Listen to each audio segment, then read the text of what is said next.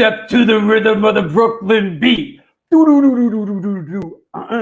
I will not back down. Hold my own. I stand my ground. What's happening? Party people around the world. This is the New York Hardcore Chronicles Live. You know what this is and you know why we're here. We are sponsored by the Texas Silver Rush, Chain Reaction Records and Skateboards, New York Hardcore Comics, The Organic Grill, Your Core Hardcore Fan Page, DTFM Vinyl Distro, and get ready today, boys and girls. We're going to meet with our latest sponsor, Chacho's Tacos. This is going to be great. In Corpus Christi, Texas. What's going on? Live from La Ciudad de Delray Beach, in the gated community of Huntington Towers in Arnie Stone's kitchen. Yep, that's it. Beard gone. Beard over.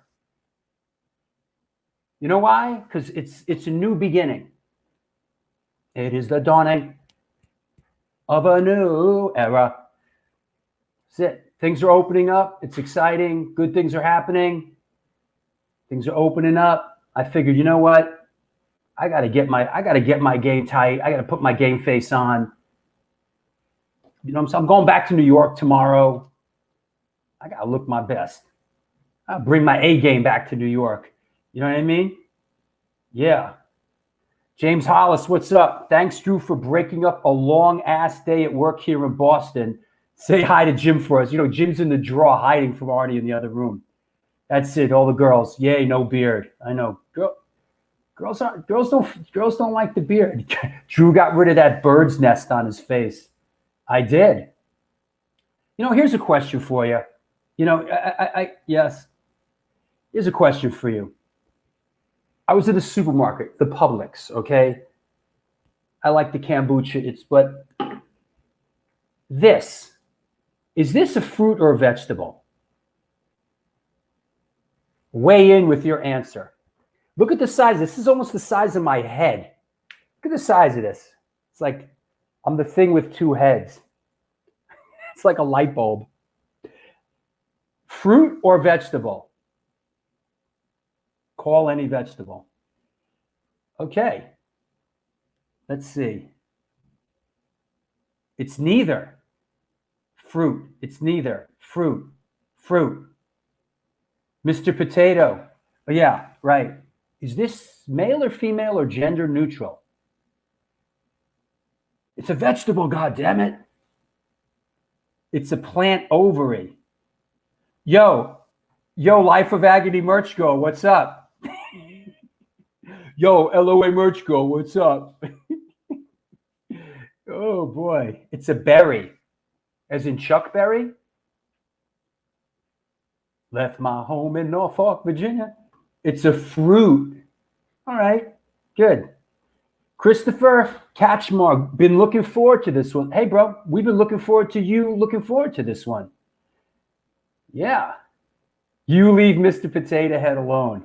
You know what's going to happen on today's show, everybody? It's been a while. You know what's going to happen today?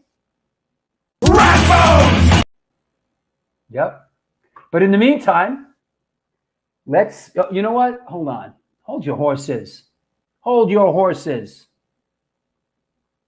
What was the other one we were getting into the other day? Till the cows come home. Cows don't want to come home. If I was a cow, I wouldn't want to come home. It's a giant green turd. You know, I want to tell you something. I got a good feeling about today's show. I do. I have a good feeling about today's show. I do. Yeah, and even Paul says this is going to be awesome, Drew. You know what? Let's ride that wave. Let's ride this horse. Let's talk a minute about shows that are coming up. Whoa, whoa, whoa. What's all that?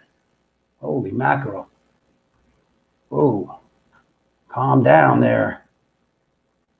Calm down. There you go. Hey, let's talk about some shows coming up. This Sunday, March 7th, I know today's guest likes this one, Mr. Kurt Vanderhoof from Metal Church, Velude, and what's the other one? Presto Ballet? Spando Ballet? What is it? Presto Ballet? Yeah? Presto Ballet. Thank you, Stephen. Then a week from today, my brother's going to be on the show. I just brought him to the airport. He's heading out with Josh Gates and Expedition Unknown. Yo, get a load of this shit. They're going shark diving or with William Shatner. What? They're going for an episode of Expedition Unknown. They're going in the cage, and then they're going with check this. This is crazy. William Shatner is 80 years old, and this dude's going shark diving with my brother and Josh Gates. Captain Kirk is still bringing the ruckus. Yeah, I know a lot of you guys out there love my brother's show, and you see him on the Ghost show and all that. And this is going to be fun with my brother. We got a lot to talk about. Me and him, we did a lot of music videos together. He was a cinematographer on the Biohazard Shades of Grey video. We did a lot of stuff together. Then on Sunday, March 14th, Mike Gitter, A&R, I don't want to say legend, but A&R dude. And then, of course, everyone's excited. Sunday, March 21st, the return of James Drescher, which is always a hoot and a holler. Yeah, William Shatner's 80, bro. I kid you not. Yeah, Captain Kirk ages in reverse. What was that movie? Benjamin Button. He ages in reverse. Yo, what's up, Dominic? Yo, LOA merch dude, what's up? Here we go. Get Shatner on the show. I wish. I'd love to get. What was that? What was that? Didn't William Shatner do a Twilight Zone episode back in the day? Hold on a second. Hold on. You know what? Let's bring on the hardcore Shutterbug. Did you know of these matters? Yes, he did. As a matter of fact. Was that the one? Was that the one on the plane, looking out the window of the plane? The creature that was like ripping up the. There's something on the wing. Yeah, that guy. There's something on the wing. Which they redid with the movie with Christopher Walken. No. It wasn't Christopher Walken. It was John Lithgow.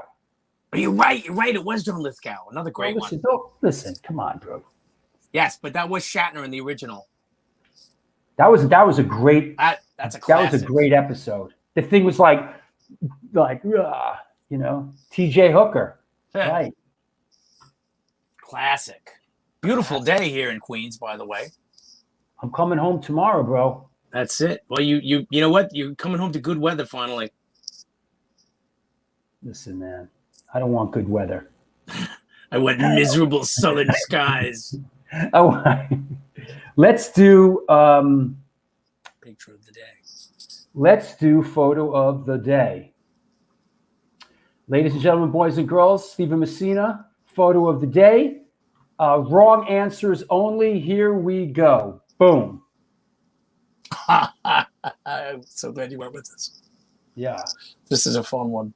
Okay. Wrong answers only, please. Let's see. I wonder how many people were at this show. How many people even know what the show is? This is craziness. All right. Is it PMS? Is it Kiss? Is it Joan Rivers? Is it the Foreskins? That's kind of funny. Is it the Plasmatics? kind of. Is it Doro? People are kind of in the ballpark. Yeah. Is it the Jim Rose Circus?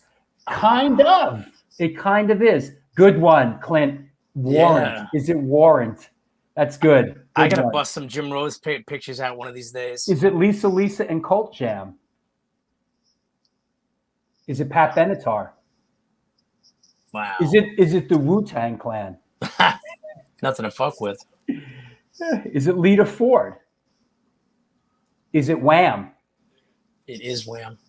These are great. Is it Twisted? Oh. Is it the Genitorturers? Is it Devo? Is it Devo? Is it Samantha Fox? I wish. Is it NW? Hey, I work. We never talked about the Samantha. I worked on the Samantha Fox video. I want to have some fun. Oh, you did. You mentioned that to me. Wow, that's awesome. Well, we talk about that on my walking tour. Yes. Yes. Yeah. I was the second AD, the second assistant director on Samantha Fox. I want to have some fun. I want to have some fun. Move my body all night long. Oh man, met her a couple of times at Chiller. She was always very nice. Yeah, she's cool, man. Yeah. Cool. There you go. Shake my body all night long. I think Samantha Fox was really big in the UK. She was like a page 3 girl originally. Oh, that's right. Yeah. Yeah. Right. I just got a great picture of her and Lemmy. See what I'm drinking, bro? Uh-oh. The Honeycrisp Apple Kombucha. Getting all hopped up.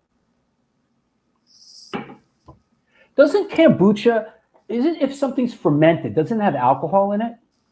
That's a good question.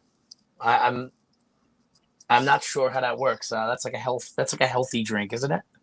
Yeah. Oh, Hoya Rock. Hoya says, you are my hero, Drew. I love Samantha Fox. Yo, that's my homegirl, babe. Everybody, wow. You know what? I should reach. We got to get Samantha on the show. I should reach out to Samantha. Naughty girls need love too. Oh, Sean says, oh, she's a Brit. That's right. I forgot all this. That's right. Okay, is it the? Okay, wait. There's another photo, right? Hold on. Let me find the other photo. Photo number 2. Photo of the day number 2. Ooh, boy. Oh my. Oh my. Oh my. Here we go. Photo of the day number 2. Is it? Right answers only, please. Is it the Jenna torturers? Is it the Black Flag? Is it Black Label Society? Is it SOD? Is it the Jenna torturers? Oh, here's a good one. Is it the Toilet Boys? These are good. These are good. Yeah. Fashion-wise, for sure. Is it Antidote? Ouch. All right. Is it the Jenna torturers? Oh, wait. Real quick. Chucky Perez says he can't wait for that walking tour. All my patrons out there, we are doing the Drew Stone Cinematic and Music walking tour. All my patrons are welcome to be a part of it. Rat Bones will be there. Steven will be there. It's a lot of fun. Check the Patreon page. All are welcome. All are welcome. Okay. Is it L7? All right. Larry the Hunter, is it the Jenna torturers? Let's go. It is the Jenna torturers. That is Jenna right there. I guess her last name is Torturer, but that is Jenna. This was 1993, and it was the Roxy Music Hall in Huntington. One of my more famous. Would that be Frank Cariola's Roxy? Yes, legendary. I think Frank Cariola is sort of up there with the dudes from L'Amour's, the two brothers. What were the two brothers from L'Amour's? Oh, you're right. I can't think of their name. Yeah, I mean he's the Parentes. Right. Like Frank Cariola's from that clan, you know? Yeah, he was. Hey, you're from that village in Italy? Yeah, me too. The guy. I mean, for Long Island, he's like the Long Island Hilly Crystal, you know? You're right. You're right. And still alive, by the way. They had a Sundance reunion at the beginning of last year, and he came up. They gave him an award. He's like 91 years old, and he's still hanging in there. God bless him, you know. And all right, anyway, go on. This is Jenna Torturers, Roxy Music Hall, and the opening band was a band called Life of Agony, and I believe this was right when River Runs Red dropped. So this was pretty sick. And the first picture you saw that he posted, they pulled one of the guys from behind the bar up on stage, and she pierced his penis.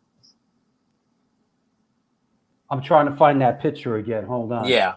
Because a picture of someone getting their penis pierced, you know, is not something that I really gravitate to. But no, nor I. But all All right, so this guy's getting his schmeckle pierced. Yeah, she's about to pierce his penis. Yes, and You could do that on stage. You could pull out your pee and get it pierced. in 1993, all bets were off. It was anarchy. Excuse me while I whip this out.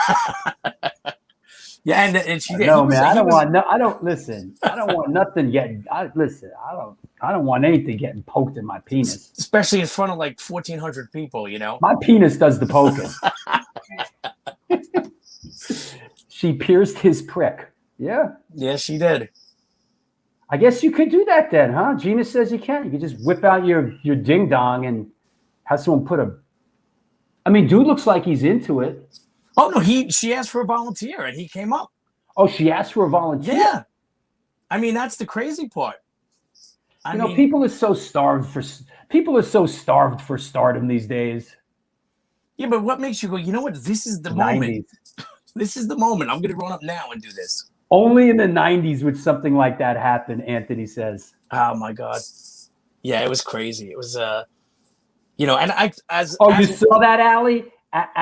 Allie said, I think I prefer the picture of the Wienermobile. She said, hang in there because the Wienermobile is coming. Nice segue, by the way. It's a good segue. So yeah, the Wienermobile is coming in the next segment. Get ready. Yeah, Sid the Kid says those Limelight shows were epic when the Jenner. Yeah, and didn't Chuck from the Crumbsuckers? Yes, he did actually. I didn't see. He wasn't at that show, but he did. I think he came in afterwards. Yeah, he was with Chucky Chains. He calls himself in that band. Yeah, he was and wasn't he was also supposed to be in the original Propane lineup too, right? I mean, I think so. Yeah, but, he was in the Crumbsuckers. Yes, yes. Everyone's asking the Wienermobile. It's coming, Daisha. Wait the Wienermobile. Wait for it. Daisha, all right, brother. What's up? So we'll bring you back on with our guest. Absolutely. You got a little history there, right? Absolutely. All right, we'll see you in a bit. Bye. All right, what's happening? This is the New York Hardcore Chronicles Live. We are sponsored by New York Hardcore Comics, The Organic Grill, the Texas Silver Rush, Your Core Hardcore fan page, DTFM Vinyl Distro, and Chain Reaction Records and Skateboards. Located in Lakewood, Colorado, is the Rocky Mountain headquarters for all things punk, hardcore, and metal. Established in 2014, they have the largest selection of records, CDs, shirts, stickers, patches, and accessories between Chicago and LA. From the pit to the ditch, they got your back. Get in touch with them at www.chainreactionrecords.com. And while we're at it, the Texas Silver Rush. It's a jewelry design firm and boutique store located in the birthplace of the Texas country music scene in Fredericksburg, Texas. Yeehaw. They specialize in working with musicians in all music genres to design and create unique one-off pieces, as well as to style them for stage, album covers, promo photos, and social media exposure. Their client list includes Rock and Roll Hall of Famers Greg Rollet from Journey, Don't Stop Believing, Ringo Starr, and of course, Agnostic Front. During the current pandemic, all information and online sales are being taken. Their Facebook and Instagram page, and of course, www.texassilverrush.com. That said, I'm ready, you're ready, we're ready. It is that time for Rackbone! Rackbone! Rackbone! Rackbone! Rackbone! Rackbone! Brah. Hello, what up? We haven't seen you in a minute. What's up? Oh, no love for rap bones. What's up? Listen, man, I've been saving up, the flea market's kind of scarce. I'm a big flea market guy, so the collectibles are, they're thinning out. But things are, hold on, before you jump into it, things are starting to loosen up in New York, man. It's saying, 35% customers in restaurants, and I don't know why they don't open up clubs right away. Like, I don't even like to get into that because everyone has their own view on it. But it's like until everyone just takes the mask off and throws it out and says, no, you're wrong for still wearing that. If we're okay, what do you want? Do you want to stay in that environment? That's what bugs me about people. It's like almost like they want to stay that way is better than going back to normal. So Hey, aside from people getting sick and tragically passing away, I kind of like the pandemic. social distancing is good, right? Well, it created this show. Anyway, what's happening, bro? You know, I've got a lot of collectibles, but I want to start off with something really cool because I'm a family guy, you know, and I promised Luke I would show this. And we're just going to show the creativity that can happen on a boring morning. We got some Legos. I got like a 40-pound tub of Legos that someone gave me, right?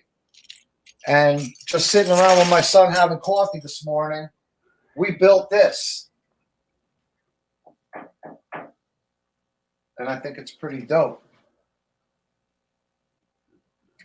Wow. So we built that in about 2 hours.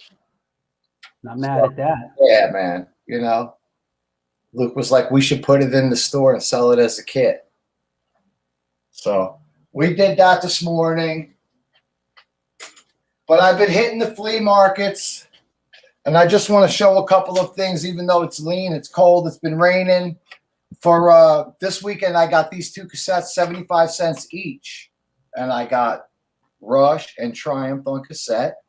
Oh. And they're pretty sweet. And whenever I buy a cassette, you always got to open it up and make sure that little pad is in there. If that pad's missing, your ass out. I mean, even when you buy a record, sometimes if it's like scratched and one song don't play, it's like for $3, right? It's a piece. But I also got this for $10, which I love this old school shit too. I love marbles. I've got like so many marbles. Yeah, you're like a big marble. You're a big marble kind of. You love marbles. I mean, the guy wanted $40 for this box of marbles, and I got him down to $25. I mean, and they're old school. What makes marbles so expensive? Are they like antique marbles? It's cool, you know. They're just glass. I mean, I've found a couple of clay ones, but I mean, what's a clay marble worth? $40. It's like if you have 100, but like they're so cool. You know what I mean? That's called a buster, like the big ones. That's how you bust up the marbles, right? Pretty cool. And the new items I got this week, I think this is a really cool book. I picked up at Forbidden Planet. I went over to Forbidden Planet. Ooh. And I got the omnibus. And there's 3 of these books from Boom. I think that's Boom. And there's 3 of them, but this story is really cool because it's like it gives a new character all around.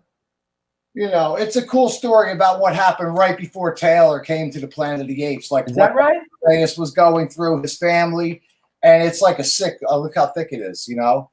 And who puts that out? Boom Studios and 20th Century Fox. All right. So, you know, it's got the classic stuff in there, you know. Good art.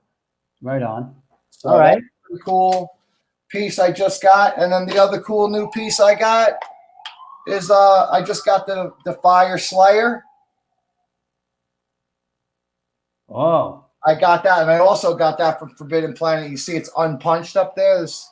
You know, it's like it never made it to the peg, you know. And actually, Who puts that? Is that the same guy that does? Is that the same? Super 7. Yeah, Super 7. Yeah. Right. But look, I'll break it down and really show you the edges are so clean. Like, I mean, it's kind of like when you guys start talking about amps and I don't care no more. But the edges are so clean on that. Like, usually, you know, on all the websites, when you see people collecting these new He-Man lines, they like put everything out retro now, Star Wars. They re-put it out. And that's what the kids are always crying about. Like, oh, my card got bent. And I'm always like, kid, it's not a precious item. It'll never be worth what an original card at Star Wars will be worth. So, whatever. Okay. You know, if that's all you got to cry about is a bent card, you're doing pretty good, you know? Yeah. Oh, and I saved the best for last. Sometimes, you know, good things come in small packages. And, you know, not that I care because I'm married and I got a kid. This isn't a reference. But I got this for $1 too this weekend. And it's the littlest whistle. It's the Oscar Mayer Wiener whistle. definitely cool. You know, $1. It's probably from the 70s. Does And, it they used does to drive this truck around. They used to drive the truck around. the Wienermobile? That's what we were talking about. It's really a whistle for the ladies. That works for me, bro. You know, with a cat call, it would work. You know, like the, and then it could Hey, be the Wienermobile. That's it, right? That's it. That's it. That thing looks gangster, man. I've seen that. I've seen that down in Jersey before, like Red Bank area. I think so. You know, there was maybe 20 of those across the country. How hard is that, bro? And probably get paid free gas or something to drive it around. It's pretty sick. Dude, I would troop in that. I've seen Hey, it. this one's for Allie Gamble. Allie Gamble from PMS. What's up, Hud? There you go. I guess you could say your wiener's bigger than my wiener, Drew. I'm driving around in a wiener. Yeah. It's pretty funny. You know? Hey, that car. Excited for our guest The chassis looks just straight gangster. It's just so 70s, right? Yeah. 60s even. Yeah. Hard. It needs to be a helicopter. It needs to be modified into a helicopter. Not mad at the Wienermobile. Cool. All right, so you're gonna come on. You're gonna come on with our guest later and say hi. Yeah, man. Love Joey, man. Yeah. Excited for today's show, man. Definitely. Cool. All right. We'll see you a little bit later. Glad to see everyone. Thanks for the support, and we will see you at the live show coming up in April. Don't forget, man. Everyone, come to Jersey, represent. Yeah. Also, we're doing the walking tour, and you're gonna be a part of it, right? I'll come out. All right. We'll see you in a bit. All right. Peace, everyone. Ragbone! Ragbone! Ragbone! Ragbone! Ragbone! Ragbone! Well, here we go. We're going to bring our guest on. This is the New York Hardcore Chronicles Live. We are sponsored by New York Hardcore Comics, The Organic Grill, the Texas Silver Rush Chain Reaction Records and Skateboards, Your Core Hardcore fan page, and DTFM Vinyl Distro. Oh, and by the way, I know there's a couple new faces out there that are watching the show and saying, man, this fucking show is awesome. How can I support this show? Well, I'm going to tell you. There is a Patreon page. There it is. Please support the show. That's what enables this show to happen, is your support. I'm extremely grateful and extremely blessed that the show has caught an audience and people enjoy it and people support it. We got the Patreon is our community within a community.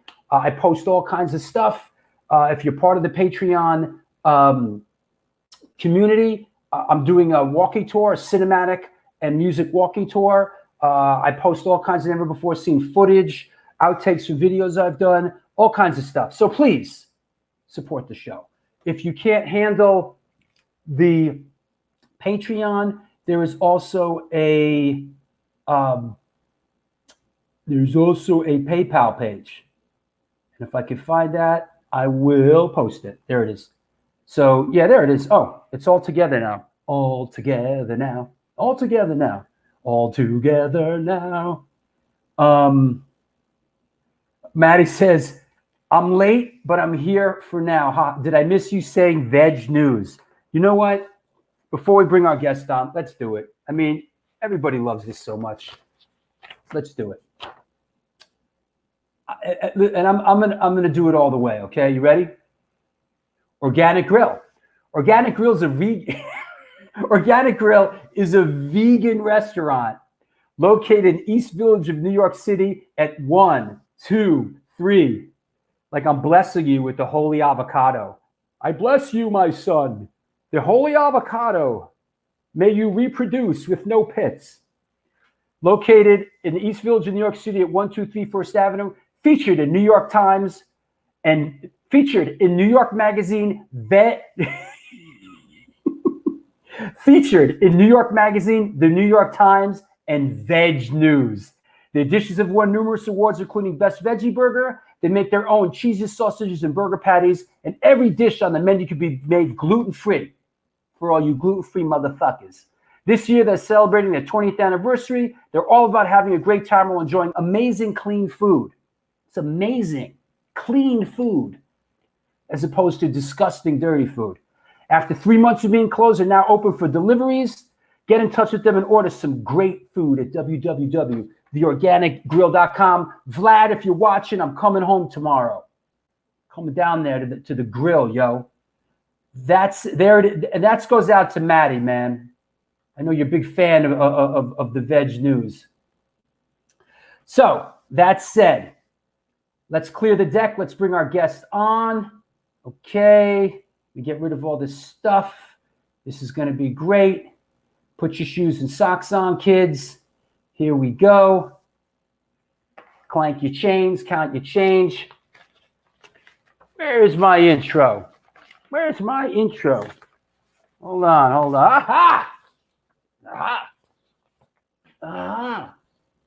Aha! Aha!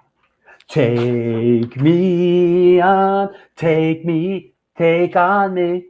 Aha! Where was Aha from? Where were they from? Norway, was it? Or Finland?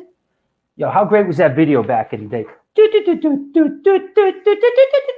All right. Woo, it's a kooky day today. Aha.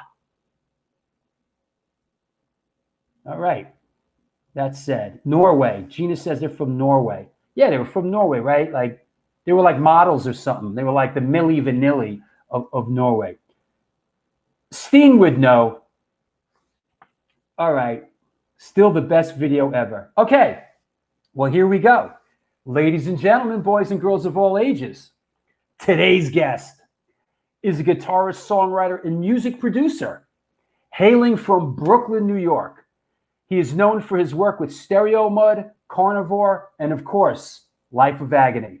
Please welcome, coming at us from Strong Island, Lemoore, Brooklyn represent, Mr. Joey Z. Zampella. Bro. Thank you so much. What an intro, bro. Are you kidding me? I got to say it, man. I've done more laughing the last half hour just sitting here watching you guys, and you're like diamond cut for this. You're like custom made for this. I'm so proud of you. I know this is a new venture, and I got to say, you are amazing, man. I like my face hurts from smiling and laughing so hard. You know, there's some days like today when I say I got a good feeling about this, Me too. I know what's coming. And you know what part of it is? I have to say that part of it is that when I have a guest like you on, and the technical stuff is there. Because the technical stuff kills me. This technical stuff kills me on this show. So I know this is going to be great. You know? We got it together, bro. You and I got this together, man. I'm just so happy to see all these people. I'm looking at the comment board over here. All you people. Look, Sean Murphy's out there. Yeah, man. Dominic. What's up is out there. Yeah. Dominic's out there. All your pals, man. I saw Brian early. I saw a lot of names that I haven't, like people I haven't seen. Jason, us up in Vermont. Like everybody, you know. Yeah, man. It's so cool. And I'm sure a lot of our European friends are out there too. I was talking to you a little bit earlier about that. Well, here you go. Yeah. Kylie enjoying the show from Ireland. That's awesome, man. It's nice to see you, Ed, man. Yep. Can't wait to get back out there. I'll tell you the truth. You know, it's been Dan Young says, Joey, can't wait to see LOA again. Hey, Jason, what's up, bro? Good to see you, Jay. Holland is in the house. Yeah. So let's jump right into it. Let's do it. What's the latest? You know, we had Alan on, we had Mina on, but your perspective. What's the latest? What happened when the shit hit the fan? How did things change? Did you have shows booked? Yeah, we had the whole, we had a whole tour booked in the U.S. for March going into April. And I mean, I had all my gear right here on this porch. On the 12th of March, we leave in the 13th. And the night before, I got the call from our agent, Dan DeVita, and he says, tour's been pulled. Live Nation pulled the whole tour. They pulled the tour on us. And I couldn't believe it. I didn't want to believe it.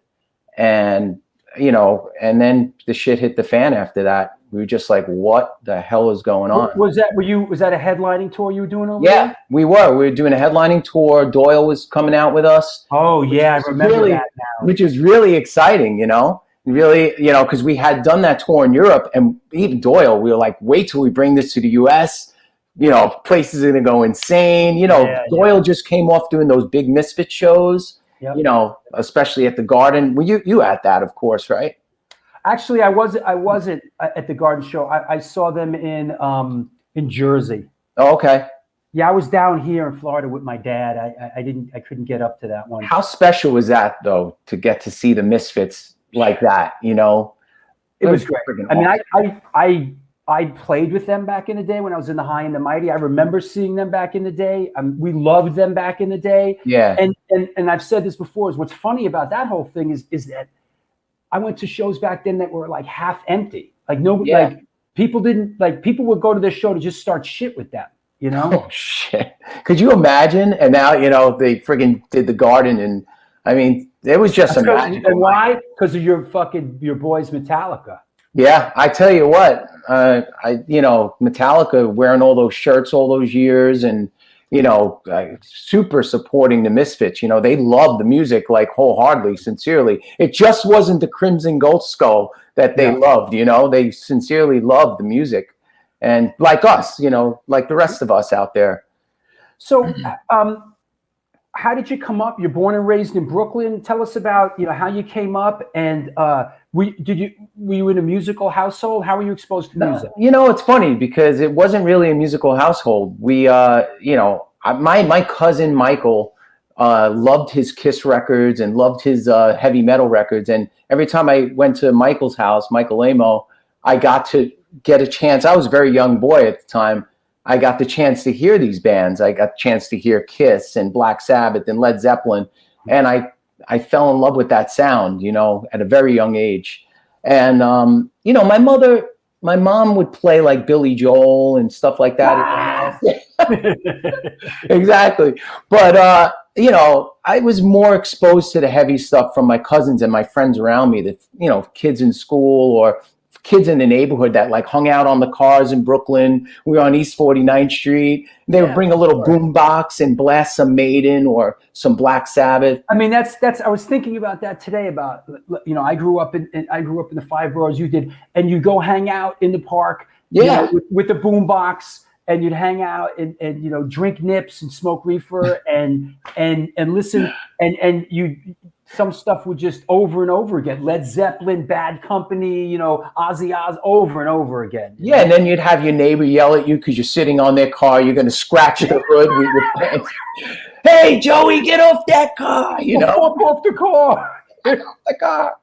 So but that's how I got exposed to it. It was really the people around me. It wasn't really. We weren't a musical family or anything like that. So it was really that. It was really my cousin and the friends, and then I really got into guitar because my cousin played guitar, and your youngest brother's a bit older than you, and you had to take care of him a little bit growing up, right? Yeah, I'm the oldest out of my brothers, and my youngest brother, when I was 12 years old, he was born, and just shortly after that, my parents got divorced. So I became like a dad real quick in the house. My mom had to work. We didn't have a lot of money as a family. We were that lower middle class family, just struggling to get by.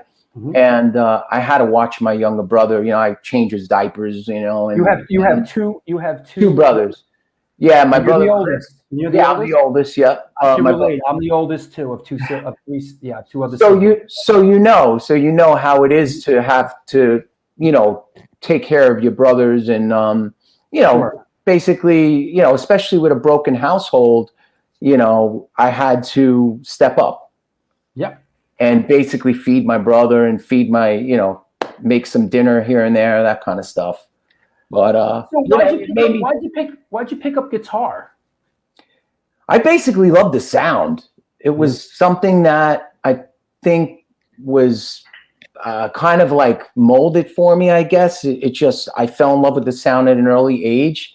And my cousin Michael, like I said earlier, he strapped the guitar around my neck one day and was like, "Here, check this out. This is my Gibson Les Paul." I put this thing around my neck. I was only like 10 years old, I think. And I just felt at home right away. He showed me a couple of chords. I wanted to play a song. I couldn't play anything, but it was so cool. Like he strapped this thing around my neck and I just felt like instantly like I wanted to play guitar. It was weird. Is that how your relationship with Gibson started? I think so. And it's, you know, it's still present today, you I know? know. And I'm still playing Gibsons all the time. I play my Flying Vs. I have a Flying V on the way, by the way, Drew. And I can't live up to what Rat Bones was showing earlier. You know, all I have is stone wall behind me, but I got some toys coming up in the near future. So listen, I love those Flying Vs, man. I mean, I love Gibson, man. yeah, people asking me why I'm playing those, by the way, lately, because I was always like a Les Paul guy. Yeah. Believe it or not, it's a comfort thing that I found with Flying Vs. It's where my wrist kind of sits on the guitar. Huh, I found that I'm playing, and it's the way a V sits on me. It's funny because I'll strap on my Les Pauls, and it's just the way my arm, it's just maybe how I'm built or whatever, but it's the way my hands sit on that Flying V that allow That's me. interesting. Yeah, it allows me the comfort in my wrist. It allows a lot of freedom in my right hand, which is very important, you know, for the way we play, very percussive. Wow. And I usually get bruises. I have some scars here on my arm from Les Pauls over the years that won't go away. But with the V, I don't get that. It's very comfortable.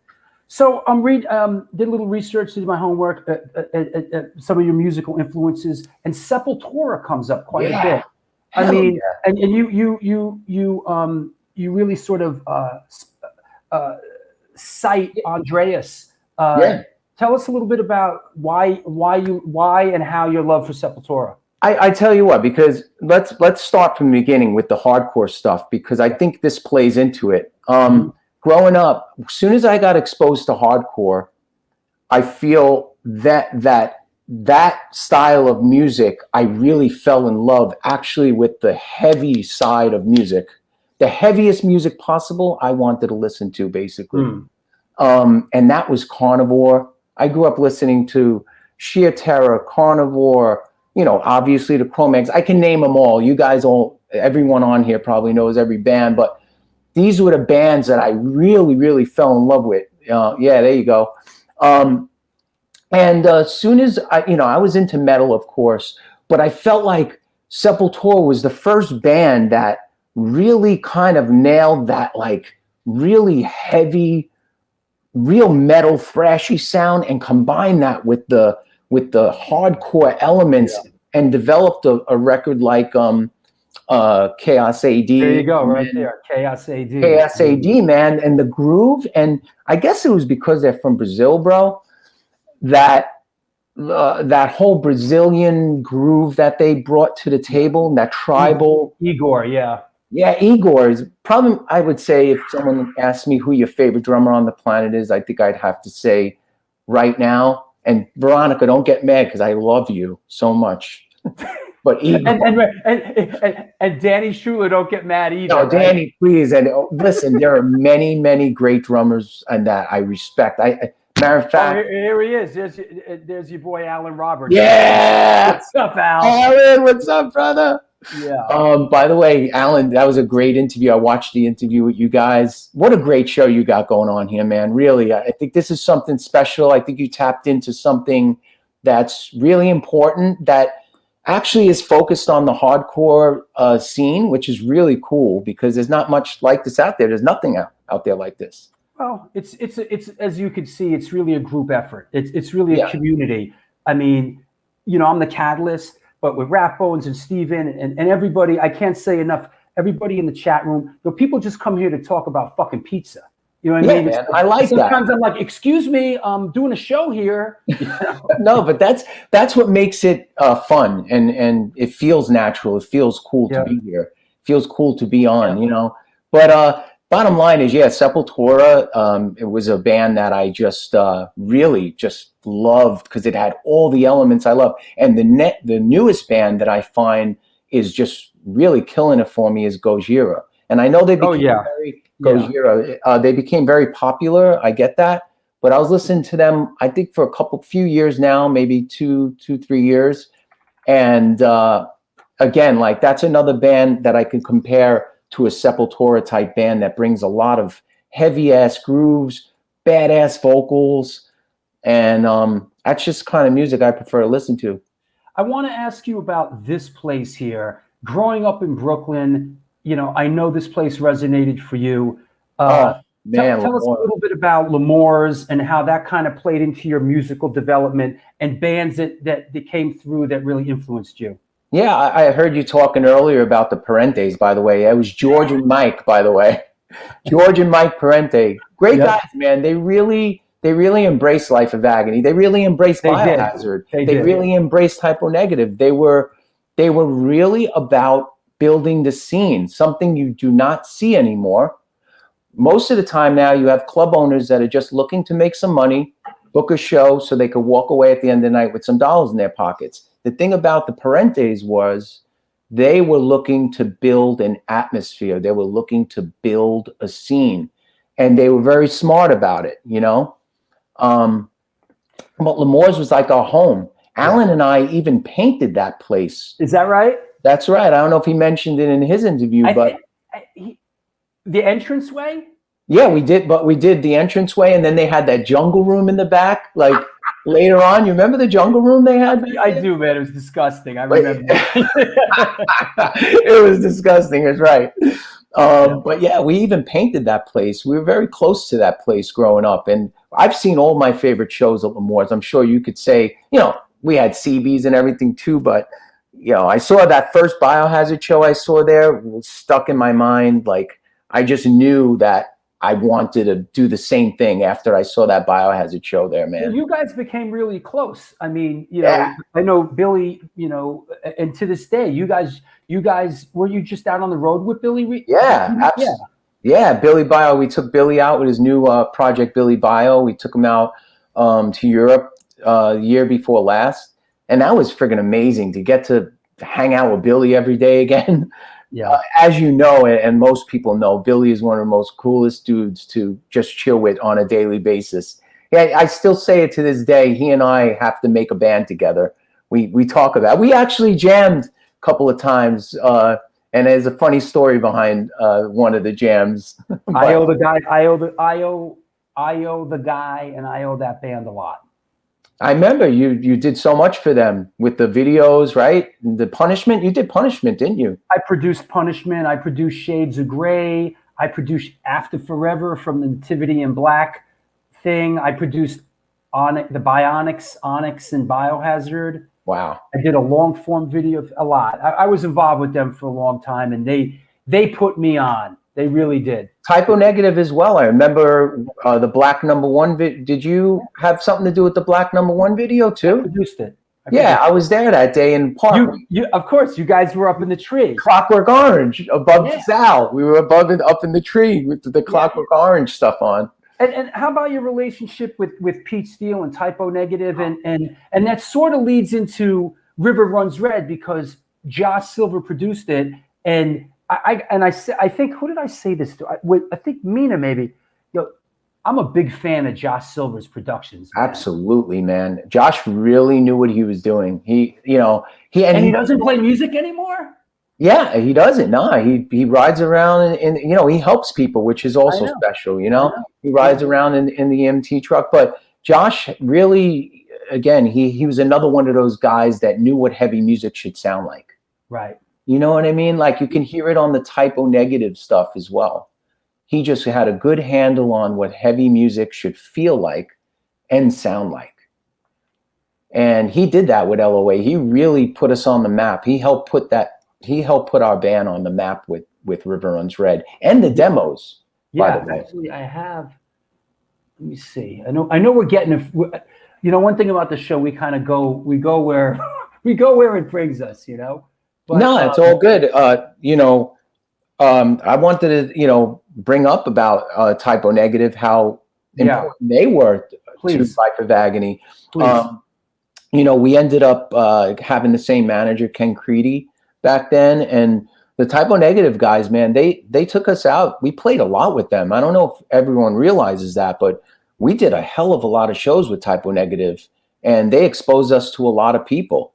They really loved our band, those guys, and we owe a lot to them. We owe a lot to Biohazard. All of these bands back then really opened their arms to us. And even bands like Agnostic Front. You mentioned the Sundance before as well with Frank Cariola. Good another character, man. Yeah, talk about being on a hardcore Chronicles show right now. I'll never forget this story as long as I live, and I tell a lot of people about this. We played the Sundance with Agnostic Front, Rest in Pieces, and Nausea. It was Life of Agony. It was Life of Agony, Nausea, Rest in Pieces, and Agnostic Front at the Sundance, and I think it was right before River Runs Red came out. And I'll never forget backstage, Vinny Stigma had everyone in the dressing room, and Vinny goes to us, Life of Agony. We were kind of like, we were just getting to know each other. And he was like, everyone shut up.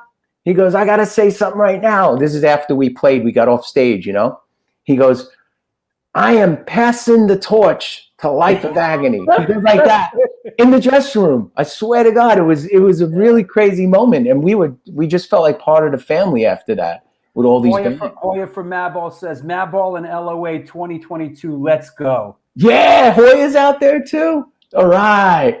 Yeah, we did some shows with Madball a few years ago, actually, in Europe, which were killer, man. We out there with Freddie and Hoya, man. And it was in Germany. I believe we hit like a couple of German markets or something. And believe it or not, listen, Life of Agony and Madball, we could play together. It still works, man. Madball. Sometimes, with Madball, I don't say I'm blown away, but it's interesting sometimes who they really connect with. Like sometimes, I wouldn't have thought of it, but like once in a while I have a guest and they're like, "Yo, we love those guys," and I'm like, "Yeah, man, I would never have thought it," Because they're great people, Drew. It really boils down to that. Love those guys. Yeah. Doesn't it boil down to that? Yeah. Yep. So you guys did like a whole bunch of demos before you guys demoed out again and again before the infamous Roadrunner contract, huh? Yeah, I'm mesmerized by the screen just now. I was like, I forgot I was on a show just now. I was staring at the picture. I'm like, holy shit! Where did you get that picture? How did this go? Did you guys just started demoing? Yeah, and then it got in front of who signed you, Monty? Yes, Monty Connor. What happened was through Josh Silver once again. Bring up Josh's name. Had the connection with Roadrunner due to Repulsion back then. You remember Repulsion? Wasn't it Sub-Zero before Repulsion? Sub-Zero, but Repulsion was the demo that got the green demo. You remember? I have that. I might have it somewhere. I'm looking. Me too, bro. Me too. That green demo. That's the Repulsion demo. I believe that Roadrunner signed Typo Negative on. So Josh had that in, and basically introduced Life of Agony to Monty Connor and to Roadrunner, and really pushed hard for us to get signed. Because at first, Monty Connor, great guy, man. We love Monty. But back then, Monty wasn't really sold on it. He wasn't sold on Mina's voice or Keith at the time. Monty really didn't think it worked, or he didn't understand where we were coming from. But then just one day he told us, it just clicked in him. And he turned it on one day and he was like, this shit is badass, actually. So it took him a moment. Listen, Monty Connor is a legend. Yeah, man. I mean, we talk about Sepultura. I mean, I'm trying to get him on the show. I'm trying to get him on the show. He's not he doesn't, I'm trying to lure him on the show, Think about it. You have Typo, Sepultura, Machine Head, Obituary. Think about all the bands, Life of Agony, all the bands that Monty Connor has basically brought to life. You know what we were goofing on, and we had such a laugh. It was this setup here. We love this, bro. The fucking the wooded the podium. I remember building that thing with Alan. That's what Mina said. Yeah, and she's standing. You know what Keith at the time was standing on? My mother's old coffee table. We would drag the coffee table, my mother's old busted up coffee table, we would drag it. I think she got mad at us because it just went missing one day. She was like, where's the coffee table? We took it on the road, on all the shows with us, and then we left it in the studio somewhere. But yeah. Does the podium still exist somewhere? Man, I'm sure it does, or maybe it's just a scrap wood somewhere, or who knows, man. We don't have it though. A couple other things we don't have is a big old River Runs Red backdrop just went Ooh. missing. You know, the original album backdrop, the giant one. Sure. We don't know where that thing is, man. It might pop up on eBay one day, though. I bet. Here's another one. It's a little out of focus, but this is LOA at the Ritz in 1992. Let's check this out. Hold on. I could do better. Yeah. Hold on, I could do better. Hold on. Ooh, I like that. Yeah. I forgot dope. where that came. I forgot who sent that to me. That was a dope picture. I like that. Yeah, there you go. Yeah, man. Yeah. Yeah. You know, yeah. That night was with Typo Negative and Overkill. Oh, you remember this? Yeah, I remember that very clear. It's funny because my brain is just nuts, man. I remember being on stage that night because it was one of the first nights we had to set up different, and I had to be in the middle. Oh. I had to play in the middle, so I was in the front in the middle, but Mina or Keith was on the side the whole show. Is that Alan with the big mop of hair over there? Yes, that's Alan on the side wearing those dungarees. Of course, right? And yeah, it's me with the vest on with the V. And there then you go. Shout out to Mom's Coffee Table. That's awesome, man. My mother she probably still doesn't know we took the coffee table. I bet. You know, it was a small investment. It was a very small investment for. Hey, you want to see a cool picture that Al sent me? Al sent me a couple of pictures a couple years ago for the New York Hardcore Chronicles page, which was very very kind to him. And there was like 4 of them, and this is one of them. And I'll tell you what this is. Maybe you know exactly what this is. Let me check it out. This is Life of Agony, February 11th, 1990. Yeah. Faces Club in Keansburg, New Jersey. And that's Kenny Peterson? Peterson, yeah. Kenny Peterson on drums there on the left. That was our very first show ever. Yeah. That was backstage right before we played. Someone took a shot of us. February 11th, 1990 was the date. At Keansburg, New Jersey, Club Faces. Mina, or Keith at the time, came out with an American flag, and that's how we entered the club before we got on stage. Like really hardcore, you know. We were really into it, man. Mina ran through the crowd with a big American flag and put it down on stage, and we just started playing. It was fantastic. Oh, you're rocking. Oh, Thomas says Joey rocking the early Biohazard shirt. Of course, I had Skinny Joey Z written. How would you say, ironed on the back of that shirt? You know that? Because we were their roadies. You guys know that we roadied for Biohazard. Sure. So you know, man, we were Biohazard. This. Yeah, I remember. But you know, I have to say that you guys, you know, Biohazard, Typo Negative, L'Amour's, but you guys really carved out an identity of your own. We were different, you know. I think it set us apart, you know, having Keith at the time singing it. You know, when I refer back then, I refer to from Nina as Keith sometimes. Mm-hmm. But Keith was singing, you know, melodic lines, you know, melodic style of vocals over this very Brooklyn groove-oriented, heavy, hard riffing, you know? Hey, Mina is blessed with having a very unique and beautiful voice. You know, absolutely. I mean, really something special, you know? Really. Yeah, and back then it was kind of, it wasn't really understood at first. Some people I didn't understand it. I didn't. Some people didn't get it, and we heard that a lot. Yeah, we heard that a lot in the early days, even from other bands like around us. You know, there was, you know, like didn't even understand what we were doing or didn't really get it. But the funny thing is, the fan base was growing. Yeah. So it was really a catch-22 there. You know, some people didn't, and it's honestly, Drew, it's kind of like that even today, these days. Some people really get it, and some people just don't get it. Or don't want. But you know, I think in your case, sort of skipping forward, is that Europe really embraced you. Absolutely. They love you, man. We're super like grateful for the European continent. Yeah. I mean, I cannot wait to get back this year. you know, again, going back to this year, it's been a double-edged sword for us. Yep. Yeah, it's been great. Of course, it's been great to spend all this time with my daughters and my wife and be home and really like do a lot together. And that's been magical, of course. But, you know, not being able to perform, not being able to get that side of me out, like it's a therapy for us. It really is.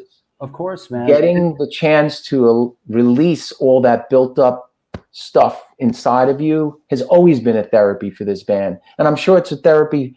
Hey, listen, even doing this for you, what you're doing now, you tell me earlier, it's a therapy. It feels good. And our therapy is getting up on that stage and leaving it all out on the stage. And not being able to do that for this past year. Someone said something to me recently. They said, wow, a musician friend of mine said, wow, I realized this is the first time in 20 something years, he said, that I have not played a show. And I just took a step back and I'm like, holy shit, this is the first time in 31 years I think I haven't played a show in 31 friggin' years. Yeah, it's crazy. This Sunday coming up is the 1 year anniversary of the last show we did at A7 when we were doing the shows at A7. The last is 1 year ago this Sunday. And then this Monday coming up, I flew down here to my dad's and basically stayed down here for 3.5 months and launched the show. It's coming up on a year. Wow. It's a year. Just amazing. Yeah. And you're coming home to New York, right? Tomorrow? I heard you know what? I've gone back and forth through the whole pandemic. I've flown back and forth through the whole pandemic. And you know what? Didn't you have COVID? Yeah. Yes. My family. Oh man. And that was another thing. So the family, everybody? Well, I think it came from the school. My oldest daughter, I think, brought it home from the school. A teacher had it in her school, and she was in that class. So they quarantined that class. So my daughter had to come home, and then she developed some symptoms at home. And shortly after that, my wife developed symptoms, and then I developed symptoms. And before you knew it, the three of us had COVID. Now, my little one, my youngest daughter, who's only 2 years younger than my older one, she didn't develop any symptoms or get it, quote unquote. But the three of us got it, but it was mild. I gotta say, it wasn't good for you, man. Yeah, thank God, because it was mild, because it's such a horrifying thought. Yeah. You hear people like really suffering through it. Yeah, and we do know people that actually. I know someone that passed away, someone close to the family, which sucks. And so there was that little bit of, anxiousness in there, like, oh shit, we got it. But bottom line was we did make it through very quickly and okay. It was just some flu-like symptoms, some body aches and headaches and, like fever. But it was only lasted like 3 days, really. Manel says, one of the last live shows I saw was LOA with Dog Eat Dog at Starland. Yeah. It's so hard to believe it was so long now. That was our last show. That was the last show? Yeah. I don't want to even put that energy out there. That was the last show we played. It's funny because the way you speak, your affliction, your mannerisms, I can hear your cousin. Like the two of you. We come from the same house. For those that may not know, Joey and Mina are cousins. Right. We're first cousins. My mom and Mina's dad, brother and sister.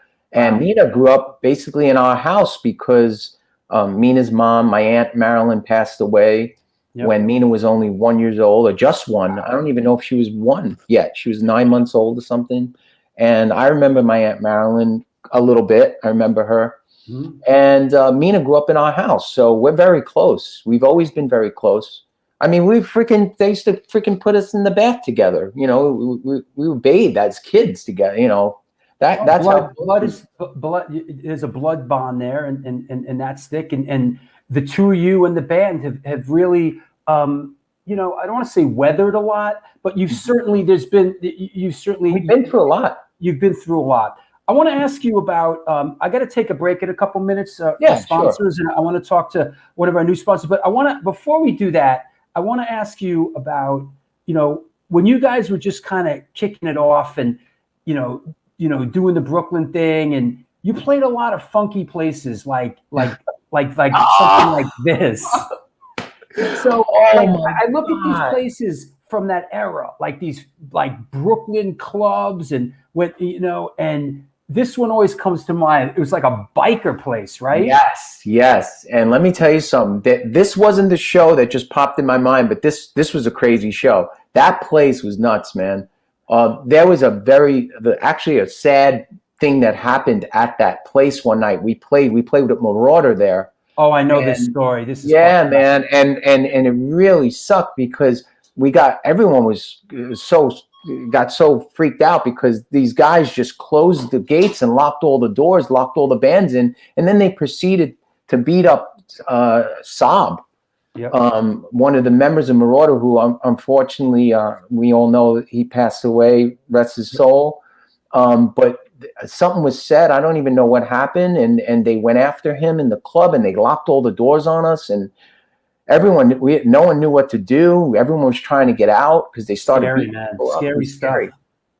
It was scary, man. But I think it had something to do with maybe like a territory thing. I wasn't sure, man, but really, a lot of those shows are just like Thomas says, those shows were savage. Yeah, forget about it. And the pits were brutal. The pits showed, showed a lot of wait, what did I just write? Dan Young says basement of the Pancake House. Oh my God, that's another one. And yeah, we took the ceiling down in that place literally. Mina says, I want to see the roof. I want to see the ceiling come down this place. So the fans actually ripped the drop ceiling down. Literally I felt so bad for the owners of that place. Wow. Because the ceiling was on, the whole entire drop ceiling in the Pancake House in Pennsylvania was on the floor.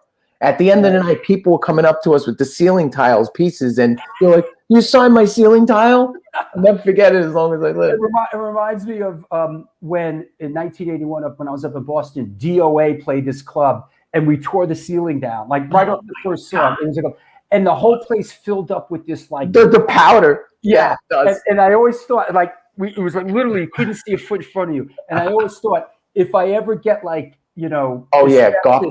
don't say it. I know where I got it from. Don't say it. Don't even put that. I've had a good run. No, I'm with you, bro. Oh, here you go.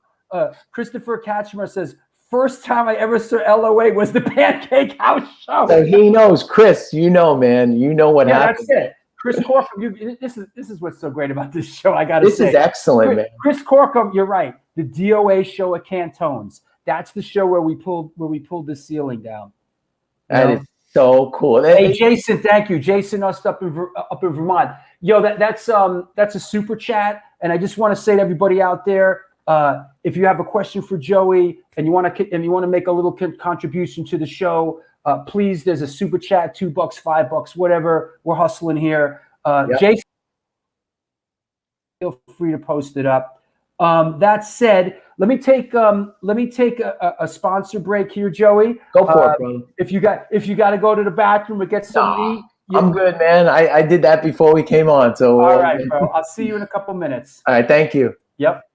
All right, well there you go. Our guest is Joey Z from Life of Agony, and we're having a really good time today. And the biggest reason we're having a good time is because you give a shit about this fucking show and you watch it. Makes us all happy. And so thank you for that. We work hard and it all comes out in the wash.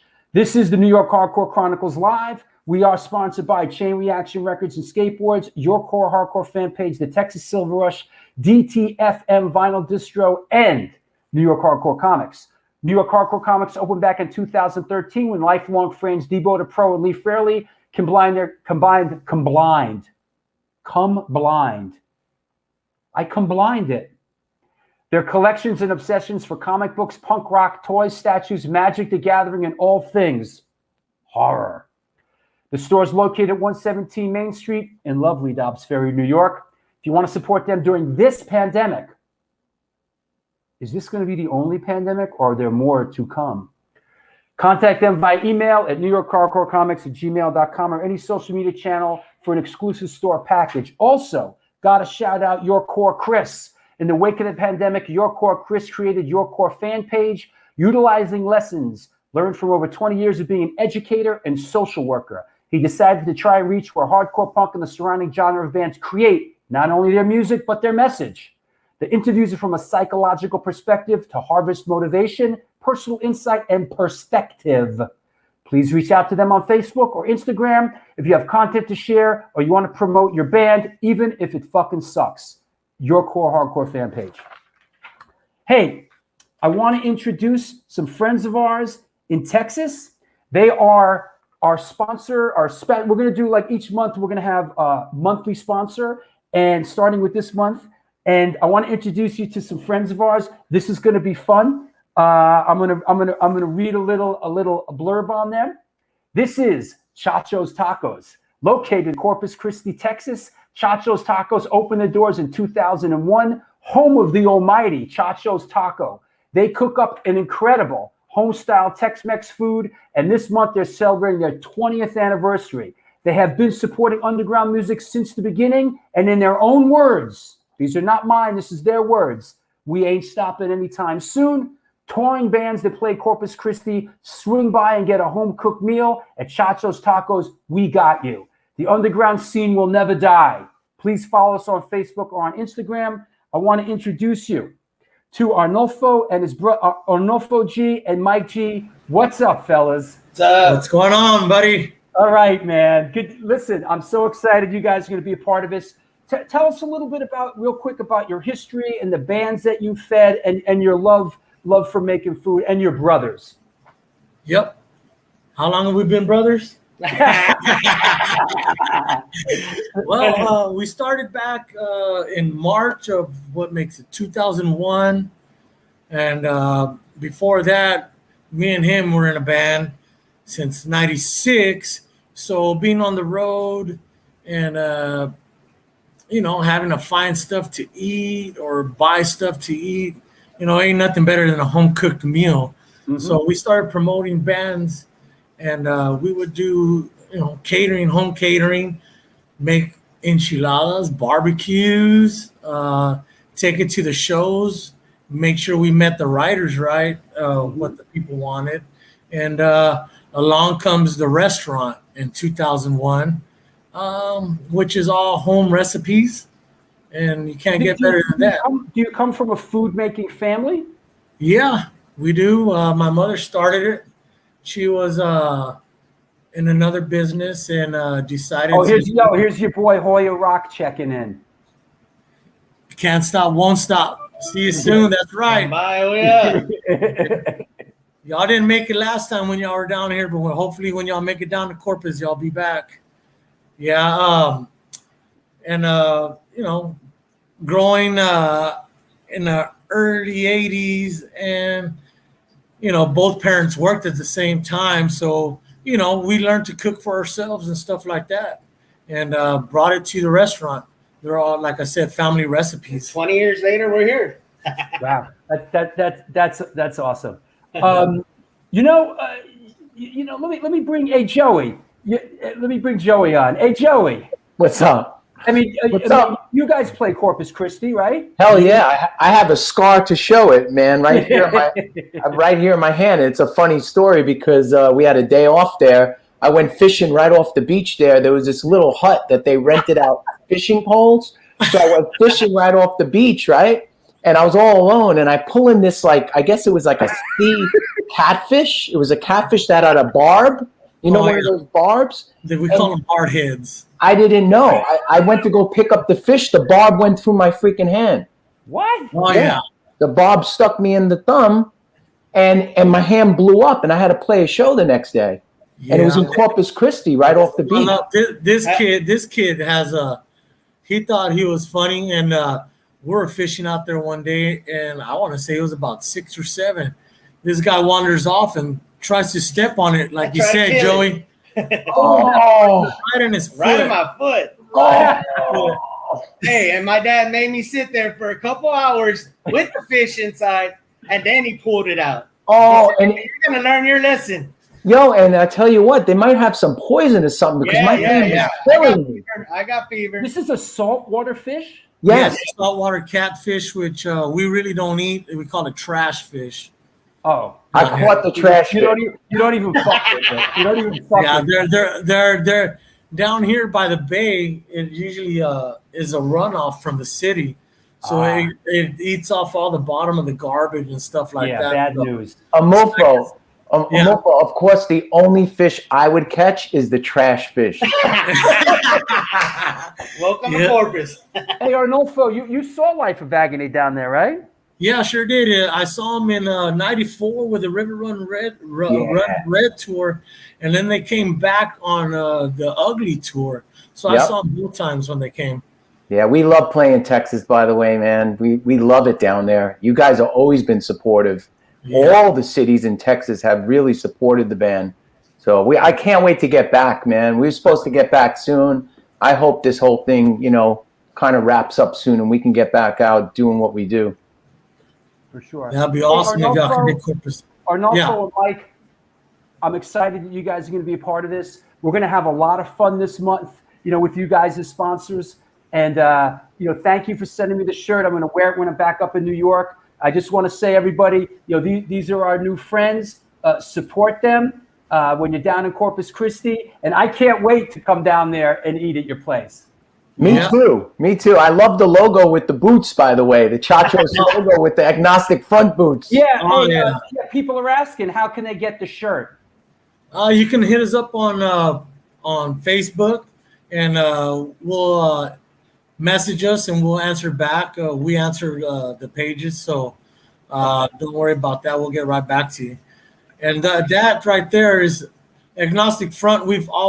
They became family since we brought them, and we be jamming back there. If you're a cook, you got to have the radio on loud playing.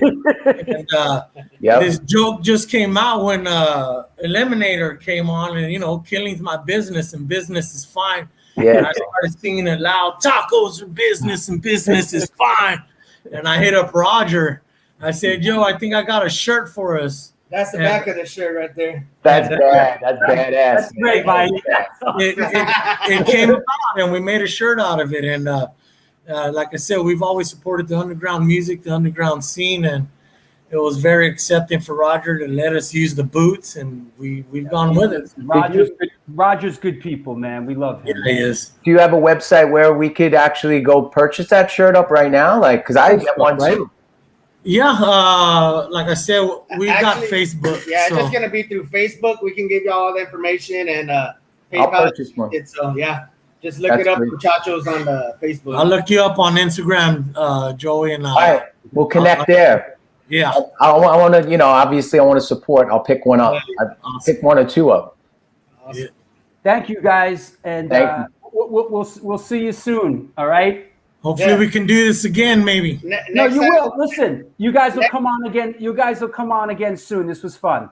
Next time we'll show the almighty Chacho Taco. Yeah, no, that's a good idea, Mike. Let's do that next time. Yeah, You we'll got do it. that All right, next I'll talk to you soon. Take care, brothers. Thank you. Stay away Maybe from we those can have a catfish. taco of the day. What's that? What's that? Maybe we can have a taco of the day instead of Yeah, photo. Sure, I'll talk to you later. Take it easy, man. That was fun, man. God damn, I love my job. That was fun, man. That's funny about the catfish that his brother there actually stepped on one of those things, man. I never heard of such a thing. Yeah, it was a crazy catfish with this giant barb. It was like getting stabbed by the needle by your like the doctor that you hated when you were a kid. Jesus, motherfucker. Yeah. All right, let's keep it moving, man. Hell yeah. Let's. Why not? Let me clear the deck a little bit. I saw a lot of cool people there in the chat area. I saw my friend Peter from Belgium. Oh, is that right? Saying hello. Yeah, I'm seeing these names pop up, and I'm like, yeah. It's really cool just to see all these people like engaging in the show. I want to part of it, Drew. I want to ask. You know what? We're going to poke around a little bit.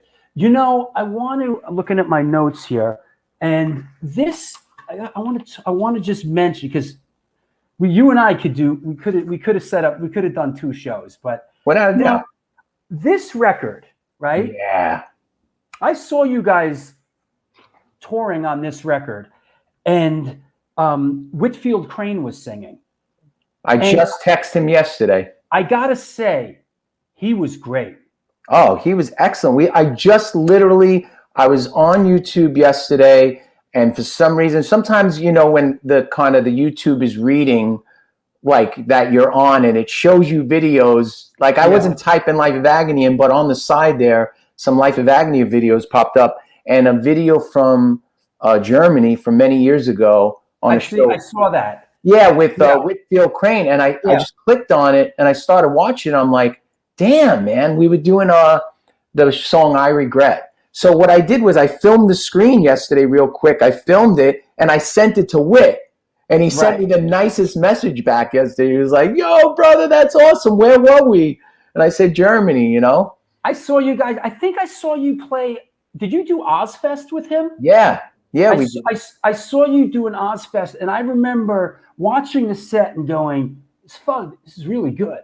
Dude, he did a great job. Listen, he really did, man. I gotta say, you know, how did you end up with this is the guy that should be singing for Life of Agony? How'd that happen?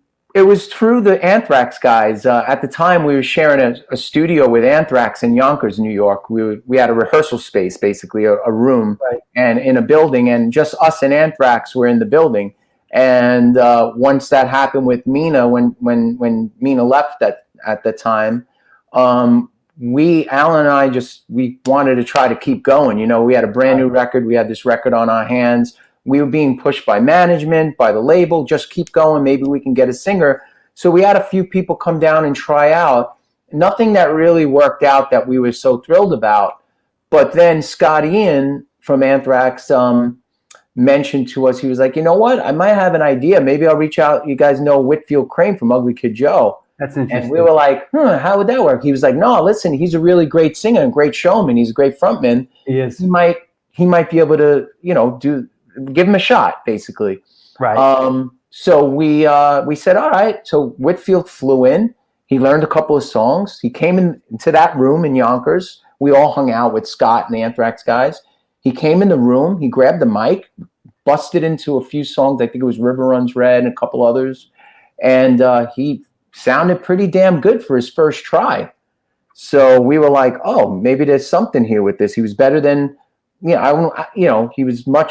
he fit the bill way more than a bunch of the people we were trying out. And also for him to step, it's always sort of like a nightmare situation for a new guy, a singer to step in when the record just came out with the old singer, and then this guy got to sing it, and he's touring on a record he doesn't sing on. You know, it was a tough position to throw somebody into. He even says it, like if you see interviews with him, he'll mention it. He'll be like, you know, hey, I was basically thrown into the lion's den. Here they are with this iconic singer that I just was stepping in on such an important record, because it was an important record for us at the time. Weeds was blowing up on radio. There was a lot going on. So I said it before, I think Weeds is just really incredible, man. Yeah, it was a good record. It really was. It was different for the band, and a lot of people kind of stepped away. But we also gained a lot of fans back then on Soul Searching Sun. After that, which was like 97, you guys took a break for a while, right? Yeah, we kind of, after that, we kind of needed to reassess, because we started writing with Whit. And again, Drew, Mina's my cousin. Yeah, we share a special connection. When we get in the room together and make music together, or we play together, there's this magic that happens between, at least, it's always been that magic, and that relationship has always existed when it came to Mina, Allen, and I. And there's actually something special that's we're going to be dropping something very special soon. And I don't know if I'm allowed to plant the seed here, but well, did I hear through the grapevine that you guys that there's like a film biop out there, a little doc about you guys? Is that it? Oops. Yo, where'd you hear that? Yeah. I'm a filmmaker. I hear. Wow, that's crazy. Yeah. So yeah, I guess we just busted it wide open. But so there's there's something very special going to be hit. It was the avocado, wasn't it, you bastard? There's some, you know, it looks like we're going to be dropping something really huge on everyone very, very soon. And That's awesome. it's it is a very special piece of film, and there was a lot of work behind it, and it's something that everyone's going to want to see. And that's all I want to say about it. And it really has to do with the three of our lives, Mina, Alan, and I, and basically what kind of made us who we are and where we come from. The whole, I don't want to give away too much. You just got to see. Don't worry. Paulie Porkchop just said Blabbermouth headline in 3, 2. Oh, no. All right, but you know what? Promotion is always good, isn't it? Right? No, listen, you want people to see it. Who you're talking to? Yeah, so exactly. You might as well just put it out there, because Blabbermouth watches the show and they post shit from the show all the time. I'm trying to get out of the sun for you, because I'm starting to get hit by. I'm on my porch, so I'm starting to get hit by the sun. But anyway, yeah. But it's basically a bit of your story and the band's story. Yes, and it's been in the works for a very long time, correct? Very long time. I mean, we've been working on this, and there's so much archive footage in there that no one's ever seen. That's awesome. And amazing stuff. I mean, personal interviews that go in depth with us. I don't want to give away too much again, but it's something that's going to be very, very special. And it looks like we're going to basically be dropping this hopefully very soon, at least for a director's cut screening that will give our audience and the world a chance to see it before it gets in someone else's hands. That's great. All your people are chiming in, you know? Yeah. So, wow. I guess we just blew it wide open, Drew. Listen, Blabbermouth watches my show, so. Oh, man. All right. Well, it's a good thing. I'm going to look at it as a positive thing. Okay. Yeah, and listen, people, I know a lot of people, Blabbermouth, you know, I want to say this, Blabbermouth has always supported me as an artist and have pushed my stuff, and I appreciate that. I know. Yeah, I know cool. There's a downside too. It's a little gossipy, but Roy and everyone at Blabbermouth, I want to thank you. You've always listen. Joey's questions are coming up in about 15 minutes. Don't get your panties all bunched up. They always say any press is good press, right? So you got to give Blabbermouth credit. At least they're covering shit. You know. Great line right here. Sun searching Joey. yeah. Sun. I got to get out of the sun for you guys. Hold on. We're gonna take another break in a couple minutes before questions, and you could readjust. I can readjust. Yeah. Before it's gonna be right in my eyes in a minute. Wait, did someone do a super chat? Did I miss that? How did I miss that? Yeah, there was a couple. I saw a couple of things. Mike Corleone. If you're gonna do a super chat, ask a question, Mike. He did. I think he did. He asked something about Carnivore. Ask it again, bro. I'm sorry. Ask it again, Mike. It was about Carnivore. I think I read it. Oh no, this is Eric. I missed this one. Oh, here we go. Let's. You know what? Fuck it. Let's just jump into this. Okay. Fuck it. Yeah, let's do it. Let's do it. There we go. Thank you, Eric. Welteroth. Can you tell us, Joey, about how you joined Carnivore and how those tours were? Yeah, actually, it was a really special story how it happened. I had that studio in Brooklyn, Method of Groove. I had opened the studio, and it was right as I opened my doors to the studio. The band wasn't touring at the time. There was some weirdness going on. We weren't really too active that year. I think it was like 2006. There was just some weirdness in the band, and I had opened the studio, Method of Groove in Brooklyn, and there I was the very first night I opened my doors to that studio. The band had left. I had some rehearsals that night only, no recording, and the band had left, and I'm sitting there. It was 1:00 in the morning, and for some reason I was really depressed. I guess because I felt like the band was over, Life of Agony wasn't playing, and I was depressed, right? Mm-hmm. And surely enough, I'm sitting there, I'm closing things up, and the phone rings. And I'm like, the phone at the studio? Like, I had a landline, the phone rings, and who was it? I hear the voice in the other end go, "Is that you fucking mountain goat?" And I was like, Pete? It was Peter Steele calling me at 1:00 in the morning at my brand new studio to talk to me. I couldn't believe it. I was like, Pete? And he was like, yeah, who the fuck do you think this is? It was Pete. And I'm like, hey, man, what's up? What do you, how'd you get this number? He said, I found it online. What do you, the way Peter would answer you. And he goes, listen. I found it online. Yeah. You put the number on. Put it online, so I found you, he said. So, exactly. So I said, what's up, man? He goes, listen, I have a proposition for you. How would you like to play? I'm putting Carnivore back together. How would you like to be the guitar player? And I was like, woo-hoo! I cried, bro. I literally, because I was in the moment, I guess I was in, like, not cry, like, tears just welled up in my eyes that he asked me that. Because I was growing up, I listened to Carnivore. I liked their music. I really loved what Peter was doing with Carnivore. So I knew every song back to front, like I could sing it, and yeah, there you go. And I said, of course, yes, right away. I'd be honored to play with you, and what an amazing chance to play with such a genius. And that's what I have to tell. Who's the person that asked the question? What was his name? Ed? Eric, sorry. So Eric, man, just a chance that I had to get to play all those few years with Peter. Basically, and these are songs that, like we talked about, Lamore and you growing up, and how many times are you on stage watching? Right. A dream come true. It was a dream come true, literally. I couldn't believe it. I remember the first rehearsal, I went there, and I'm usually not a nervous person. I don't get too nervous about anything. I'm pretty relaxed. But I remember going to the first rehearsal. I was so excited to be there and to be playing with Pete, like physically playing songs with him, and him showing me shit on guitar and saying, no, this is the way I like to do that riff, Jesus Hitler or one of the other songs, something like that. And, and then like just playing with him. And sure enough, those nerves went away within the first 10 minutes, and we were friggin' making tons of noise together. And right after that, it was just amazing. And wasn't it really like a European thing? Oh yeah. We went to go play the Whack and Open Air. Our very first show together was in front of 120,000 people. Woo! So, that's awesome.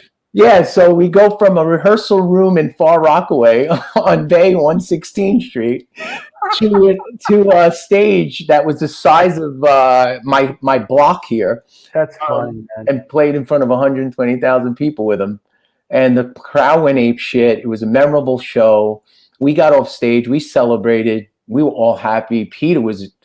That was the first time Carnivore ever played Germany. That was the first time Carnivore ever played Europe.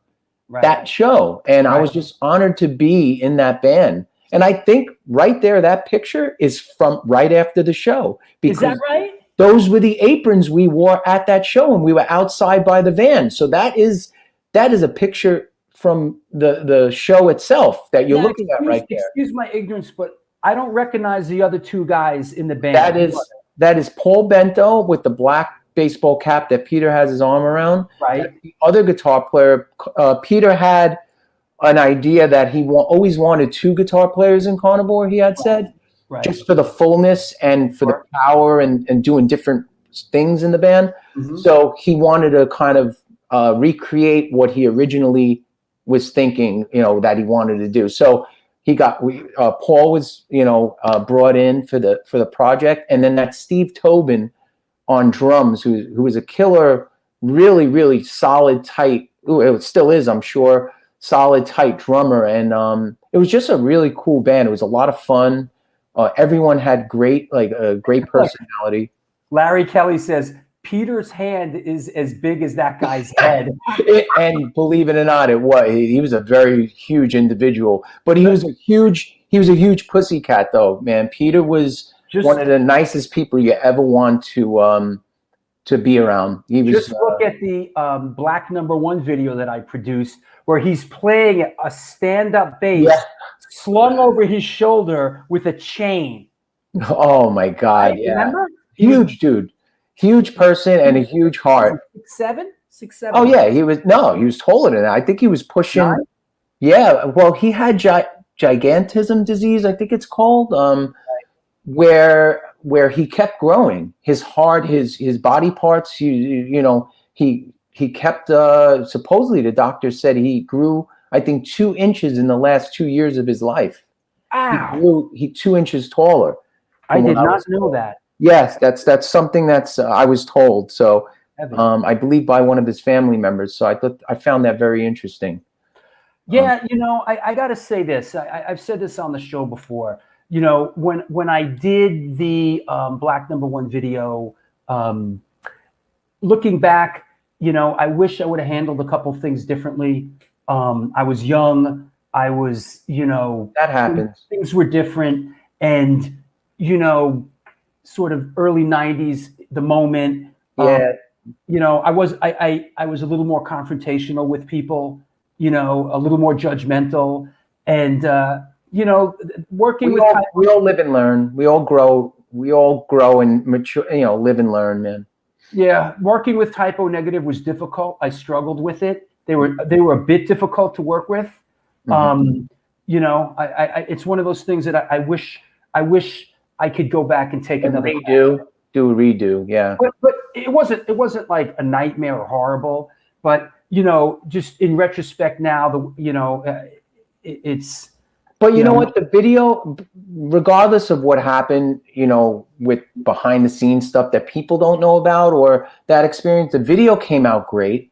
Yeah. The video was a smash. And like Thomas says, you guys were in it. We were in it. We were the Clockwork Orange. We were dressed up in Clockwork Orange in the tree. It was so cool. The video turned out great. And you know what? And at the end of the day, a lot of the stuff that you probably feel inside, not too many people remembered. Do you get what I'm saying? No, of course. Because you have touched other people's lives, and people have been around you since early days or whatever, however you felt like you were back then. And you're a great guy, dude. I mean, look at this show. This show to me is a huge success. I was poking around on YouTube. No, there'll be no complimentary words here. Stop it. Yeah, right. Stop it. You love it. You love it. I'm just saying, you know, it's like even, you know, I struggled with them a little bit. I struggled with Ken Creedy. Yeah. And in retrospect, you know, Ken Creedy's a good dude, you know, and it's like, absolutely. You know what I think part of it was, and we don't need to stick on this long, is that era, I came into the game, Biohazard put me on, so I had that sort of confrontational aggression, and we were really riding high with the music videos, and things were moving very fast. It was, and I also want to say, I want to give props to Paris Mayhew from the Crow Mags. Absolutely, I was thinking of him before. Who directed that video? Yes, who I worked with. You know, me and Paris, we had a partnership there. You know, we did Typo Negative, Black #1, Biohazard Punishment, Onyx Slam, Run DMC, Ooh, What You Gonna Do, Super Cat Dolly, My Baby, King's X, Dogman, you know, Insane Clown Posse. And I did a ton of stuff together. Just for the record, I want to say Paris Mayhew, very talented guy. I was just gonna say that. Guitar, everything. Everything he touched, he was very artistic. Anymore. We don't talk. We ain't friends. But he's a very talented guy. That said, let's move on. Hey, let me do my last sponsor shout out. Go ahead, do it. I'll come back. You can adjust yourself. Maybe I can get the sun out of my eyes. Yes, Jay. Paris Mayhew directed Black #1. I produced it. That is correct. Joe Ackerman in Tallahassee, my brother. Hope you're well. This show is my favorite. You know, thank you, Joe. That means a lot. Hey, I'll see you in a couple minutes. Let me give you brother. What's happening, everybody? Yeah, Dogman. We did Dogman also. Yep. Which Insane Clown Posse? We did chicken hunting. Who's going chicken hunting? We're going chicken hunting. We flew to Detroit. We did that at the State Theater. We flew everybody from New York to Detroit to do that. That video there. Yeah, me and Paris Mayhew had a nice run. He's a very talented guy. And then after that, we split, and I went on. Of course, you know, I started, you know, directing and producing, and I did Agnostic Front, Gotta Go, and the early Madball videos, and so on, and so forth. But enough of me talking about me. Let's hear you talk about me. Hey, this is the New York Hardcore Chronicles Live, and we are sponsored by New York Hardcore Comics, The Organic Grill, Your Core Hardcore fan page, Chain Reaction Records and Skateboards, the Texas Silver Rush, Chacho's Tacos, and DTFM Vinyl Distro. DTFM Vinyl Distro is a record store that specializes in underground music, punk, ska, metal, hardcore, and more. Not sure how much more there is, but located in the heart of Fargo, North Dakota's industrial district. Shop in person or online at www.dtfmvinyldistro.com, where their motto is Death to False Metal. Want to mention an upcoming show. Super excited that we landed this guy. This band is legendary from New York City, and I'm talking about Mr. John Jesse from Nausea. And he's an incredible artist. If you've seen his art, Nausea, hugely influential band. Of course, Roy Moyerga played drums for them. He's in Stone Sour now, and I'm very excited to have John on the show. This is going to be great. This is going to be rich in Lower East Side New York history and the early punk scene. Nausea was in the mix back then. They were grimy, yo. They were in the mix. So there you go. That said, what else do I need to mention? One more time, let me just say, I want to shout out my patrons, man. People that support this show. It means the world to me, and thank you so much. I want to shout out. Let me put there's the Patreon address as well as a PayPal address. I see. You know what? I want to shout out the people that jumped on during this show.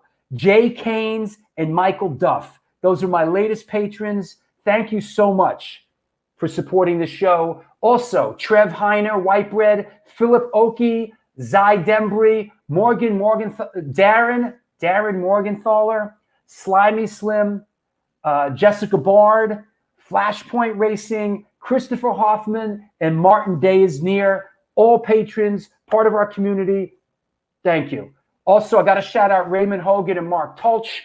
Got to shout out Upstate Rick and the New York Hardcore comments crew on Facebook. And of course, everybody, Daisha and Lori Dawn and Nancy Burrill from the Women in the Pit. Where's my Women in the Pit icon?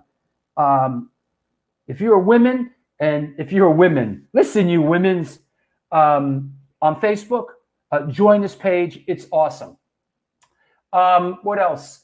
Oh yeah, if you're watching the show in rerun, there is a subscribe button right there. Please subscribe to the show so you get alerts and you know what's going on. Also, if you have one of these, this is my new one of these. Spock, beam me up. If you have a communication device here on the planet Earth, please follow me on Instagram at Stone Films NYC. That's where it's going down. I post all kinds of cool shit. Don't be scared. Take my hand. Women's. Listen, you women's. Yo, Mark Tulch, thank you, man. Thanks for your support up there in Canada. Fucking appreciate it, man. Who else do I need to shout out? This is my big chance. Also, there is merchandise. There underneath, there is a banner, like a merch thing. There is New York Hardcore Chronicles Live merch. Also, on that merch thread is the A7 Back to the New York Hardcore Roots compilation shirt. The A7 compilation is coming out. Hello? It is coming out. Oh, there it is at the bottom. Coming out on April 27th on Pitchfork New York Hardware. 17 bands, including some of your favorites. Crazy Eddie, Kings Never Die, Reaching Out, and even Antidote, NYHC. So if you want a shirt of the cover of the record, look for it down there in my merch site. Buy a t-shirt. There's all kinds. There's the New York Hardcore mug. There's the New York Hardcore logo shower curtain. There's girls' leggings. There's all kinds of cool shit that Hoya and Ezak aren't selling. So I'm sort of, I fill a niche there. What else? I think, there's sweatshirts, t-shirts, and all that. Did I cover everything else? I think we're good. We're going to take some questions. We're going to take some questions now. Like I said, there is a super chat. If you feel frisky and you want to contribute, or if you have a question for Joey Z, the super chat, it's colorful. It catches my eye, and I guarantee that I'll ask him. So here we go. Still waiting for the New York Hardcore Flamethrower. Yes. Oh, we're having an event. New York City's opening up. All you New York City people, A7 crowd. May 8th, which is a Saturday, put it in your calendar because it's going down. That's all I'm going to say about it right now. Actually, wait, Steven Messina did a new flyer. Where's that flyer? Here it is. I haven't even posted this yet. There you go.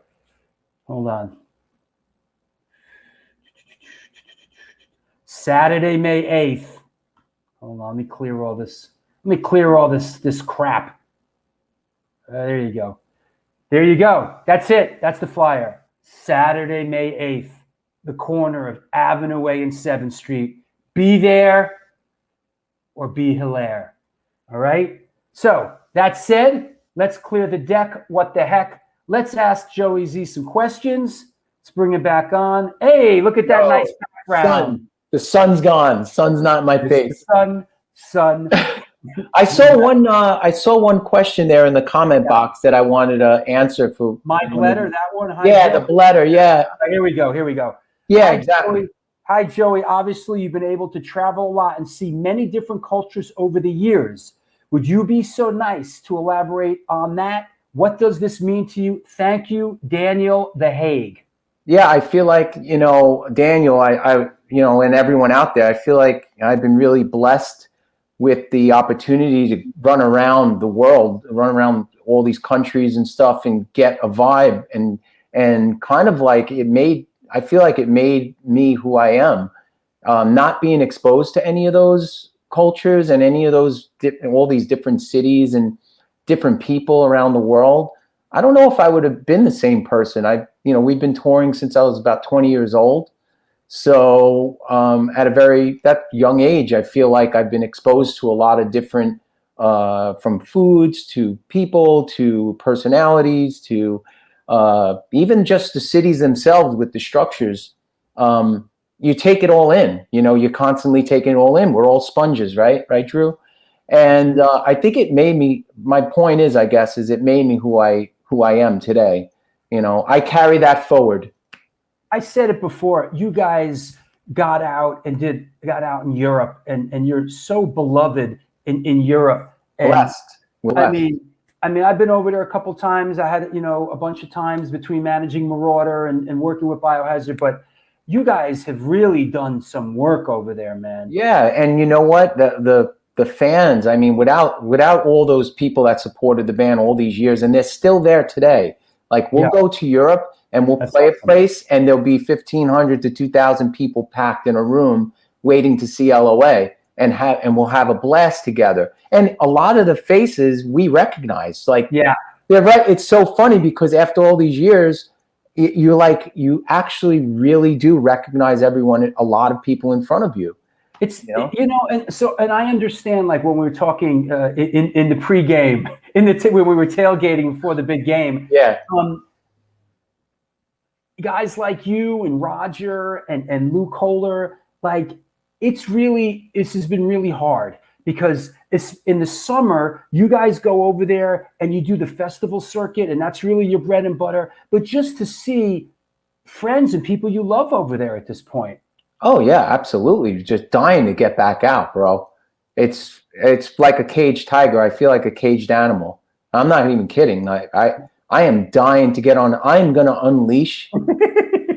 I'm serious. I'm dead serious. When I hit a stage, bro, it's gonna be. I don't know. I think the earth's gonna shake because I'm bringing it all. I'm bringing a vibe that I feel like I've never brought before to the stage. I'm bringing a whole new level of chaos to the stage. You got a lot of time to think about it sitting at home with those kids, huh? Yeah, well, I also play. Better you than me. I also play. My daughter's a wonderful, really, honestly. busted you. Yeah, I know, but don't get on our merch, people. I saw you getting on our merch crew earlier. Hey, listen, Johanna, Guy Bannister, Brian, Dominic. These are all really good people, man. Yo, I love. Listen, they're I big know. supporters He's of messing. mine. They're all been incredibly supportive of me. Yeah. So here from Tommy says, "Hey Joey, I guess the Led Zeppelin cover song was your idea, but who came in with the idea of doing the Simple Minds song?" Yeah, it's funny. I think at the time, Sal. Is that right? Yeah, I think Sal suggested the Simple Minds song, "Don't You Forget About Me." I believe he did. The Zeppelin song, actually, the cover song, I think that was Mina's idea, because I'm a Zeppelin fan as well, but Me too. Mina is a super, super duper Led Zeppelin fan. Even when we were kids, I mean, Mina always was putting on Zeppelin vinyl back at home. So I think I'm a big Zeppelin fan too. Yeah, I love Zeppelin too. Don't get me wrong. I love Floyd because I like the depressed side of Floyd, darkness.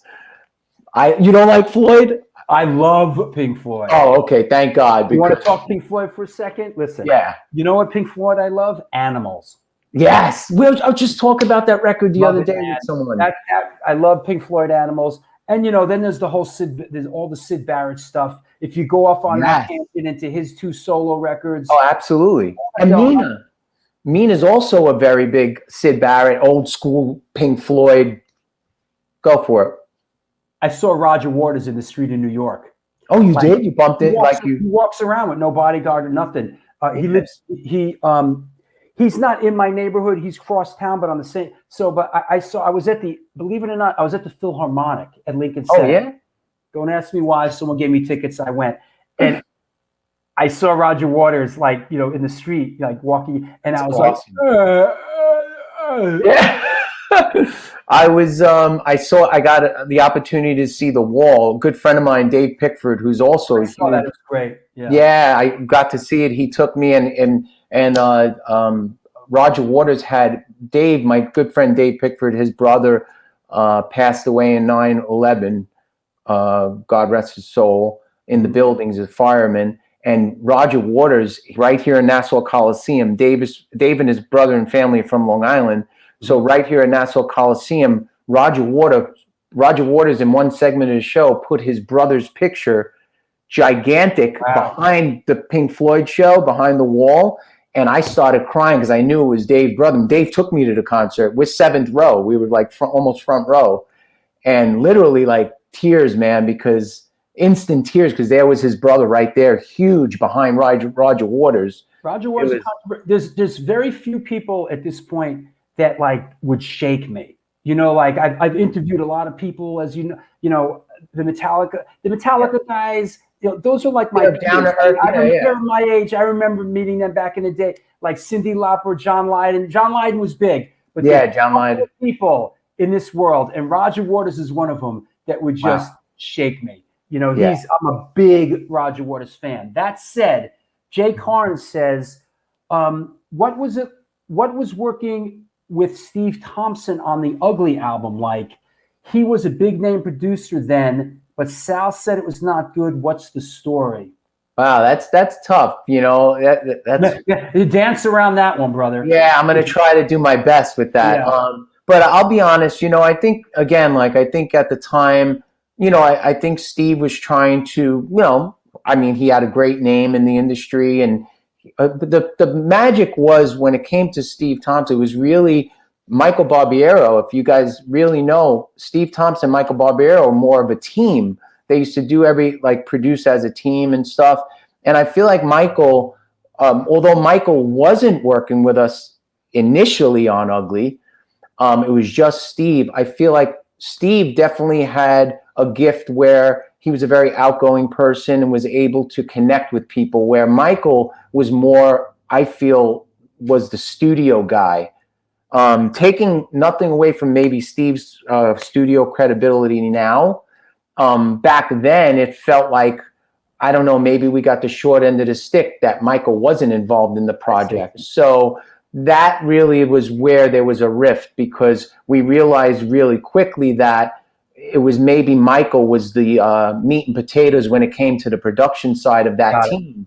Yeah. So that's basically what happened there. And it, you know, maybe there was a few moments in the relationship while we were making that album with Steve that things weren't going so great.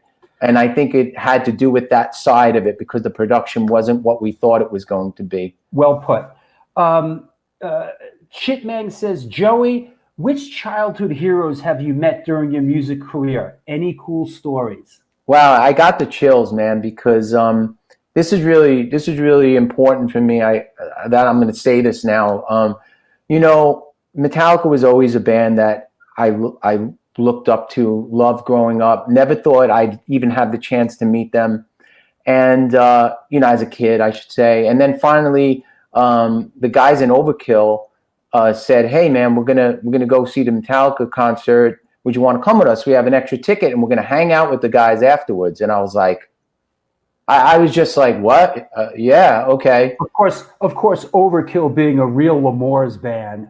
Yeah, I mean, I was at the time when this happened, I could have been no more than 19, 20 years old, okay? Mm-hmm. So I go there to the concert, and of course, after the show, had the, you know, opportunity to meet the guys, and who I really wanted to meet, and you know, I was being a guitar player or wanting to play guitar, I always looked up to Kirk Hammett and James, and especially Kirk, because he brought a really cool personality into the band as well, and a cool style and all that stuff. So, you know, I got to meet Kirk that night, and he treated me instantly like a brother. And my good friend Dominic DeLuca, you know Kid Dom? Of course. Yeah, so Kid Dom is the one that... Brooklyn Dom? Yeah, Brooklyn Dom. Brooklyn Dom. Who started out at Brooklyn? What was, where did he first have the skate place? shop? Brooklyn. He has a skate shop, but he started out at the flea market out in Brooklyn, out in. Caesar's Bay Bazaar. So yeah, so you know, so Brooklyn Dom introduces me to Kirk that night, and we hit it off immediately. Where to the point where Kirk said, "Hey man, hey Joey, get my number from Dominic. And when you come play," because we were just getting signed to Roadrunner, he goes, "When you come play San Francisco, give me a call." Right. And I did just that. We were on tour with the Genitorturers across the United States. We were playing San Francisco, and I called Kirk's house. There were no cell phones back then. He gave me his home number. So I called Kirk's house. He didn't answer. I left a message on the machine, on his voicemail. And guess what? Kirk Hammett shows up at the club a little later on that evening to hang out with us. That's so awesome. We we became buddies way back then. We're still friends today, although we don't get to see each other as much as we'd like to. We have families. It's a lot different once you start having kids. You can't just run around the globe and go fly and hang out wherever you want. Although I was doing that for many years when it came to Metallica. Kirk and the Metallica guys, they welcomed me with open arms into their camp. Mm-hmm. And I mean, I was at the point I would fly to Vegas or go to a California show, and I was, you know, basically always right next to them, you know, in the little, you know, pit area where they change the guitars, and I would watch the shows from that perspective. And it's so amazing for me to sit here today and think back about myself being that kid that just put on the records every day after school, all the way to the point of now where, you know, we would talk on the phone or go out to dinner when they come to New York. Or Kirk, you know, like recently, a few years ago, came to New York, asked me to come to breakfast with him. He's like, "Hey, bro, got time for a quick breakfast?" So I think that what people need to know these stories, because these are the real stories of our heroes and what they're doing for us. Like, they are that cool, that band, that they accepted me in their family way early on and are still treating me that way today. That's cool, man. And, you know, even James, last time I remember seeing him, he spread his arms wide and he was like, "Joey," and gave me the biggest hug. And, you know, it's just, that means a lot to me, man. You know, it really does. The dude. I call him he's the dude. Yeah. And people need to know these stories about these people, you know? For sure. Let me share a picture with you.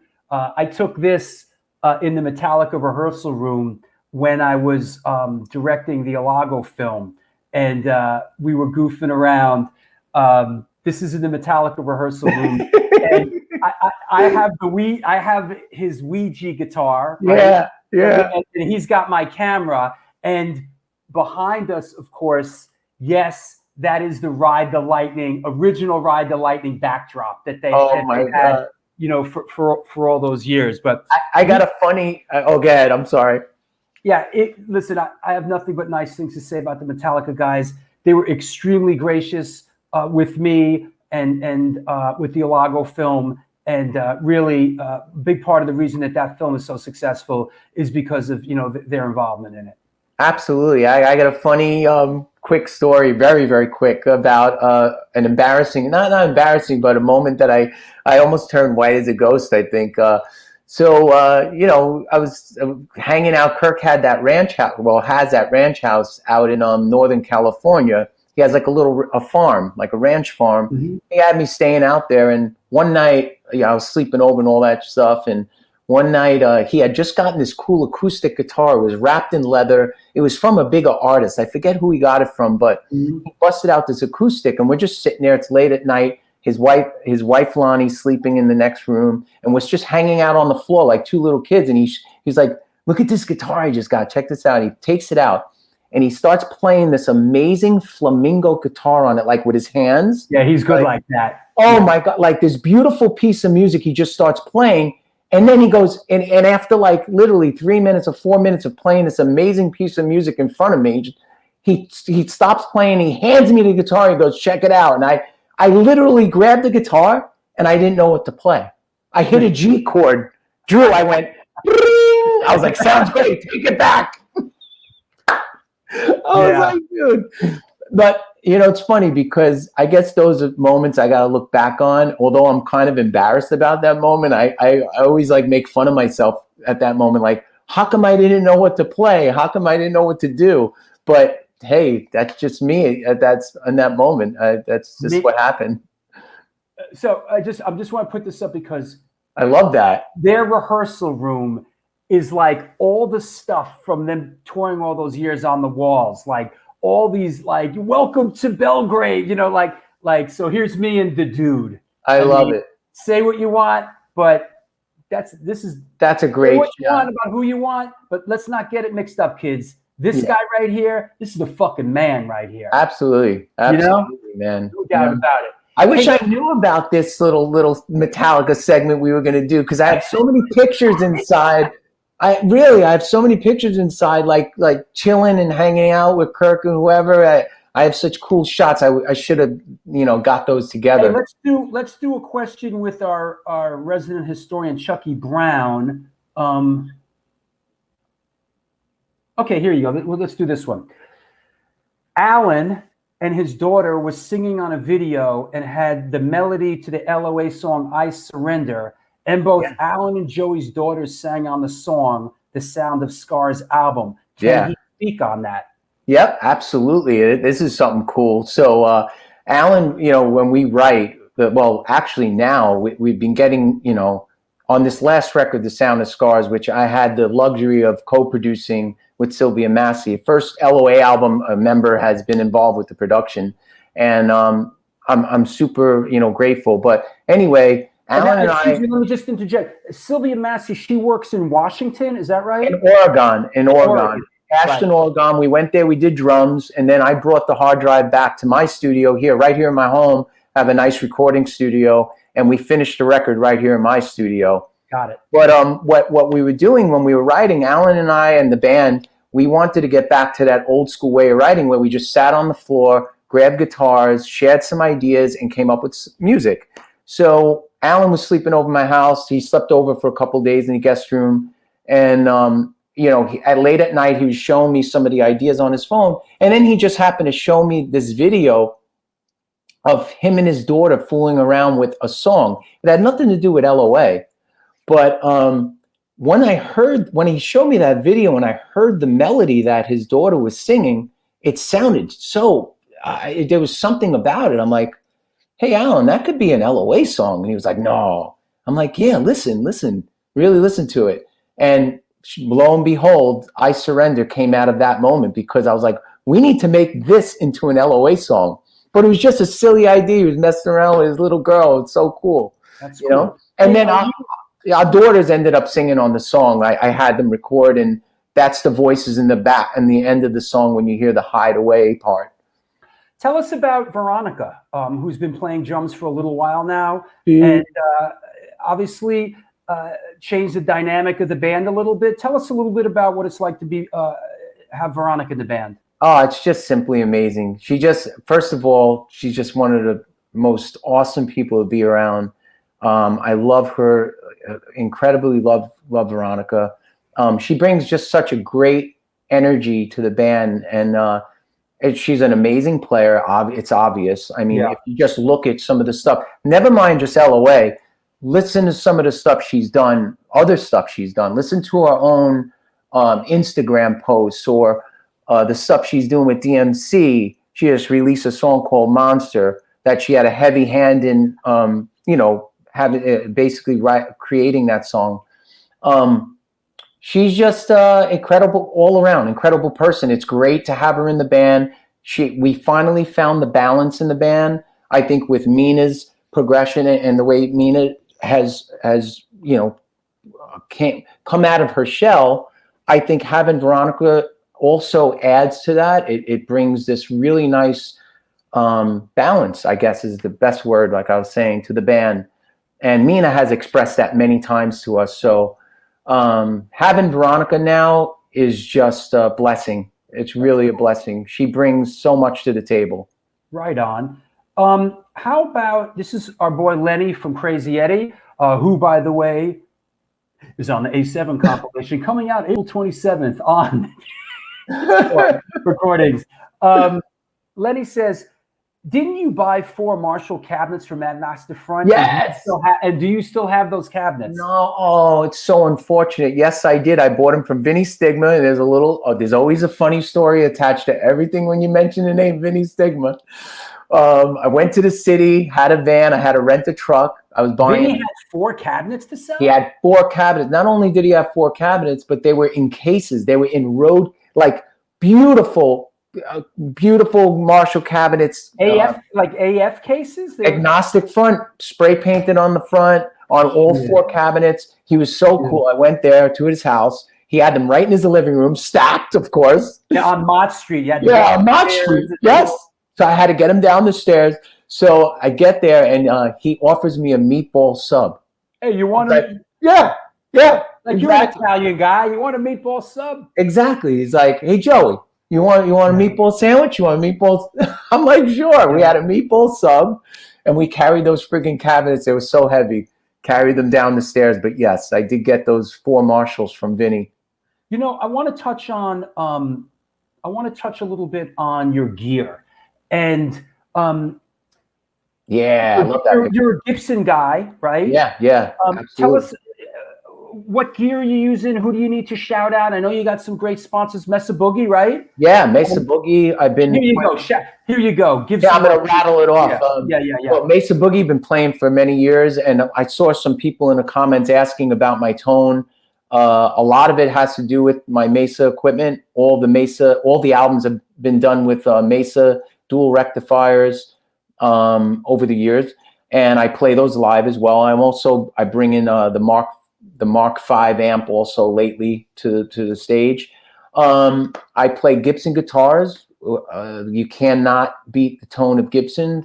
I've learned that over the years. I've tried many different brands, many different guitar woods, but Gibson has that down, and I just get the tone I'm looking for. So props to Gibson guitars, and I hope to build this new relationship with them. We're talking again.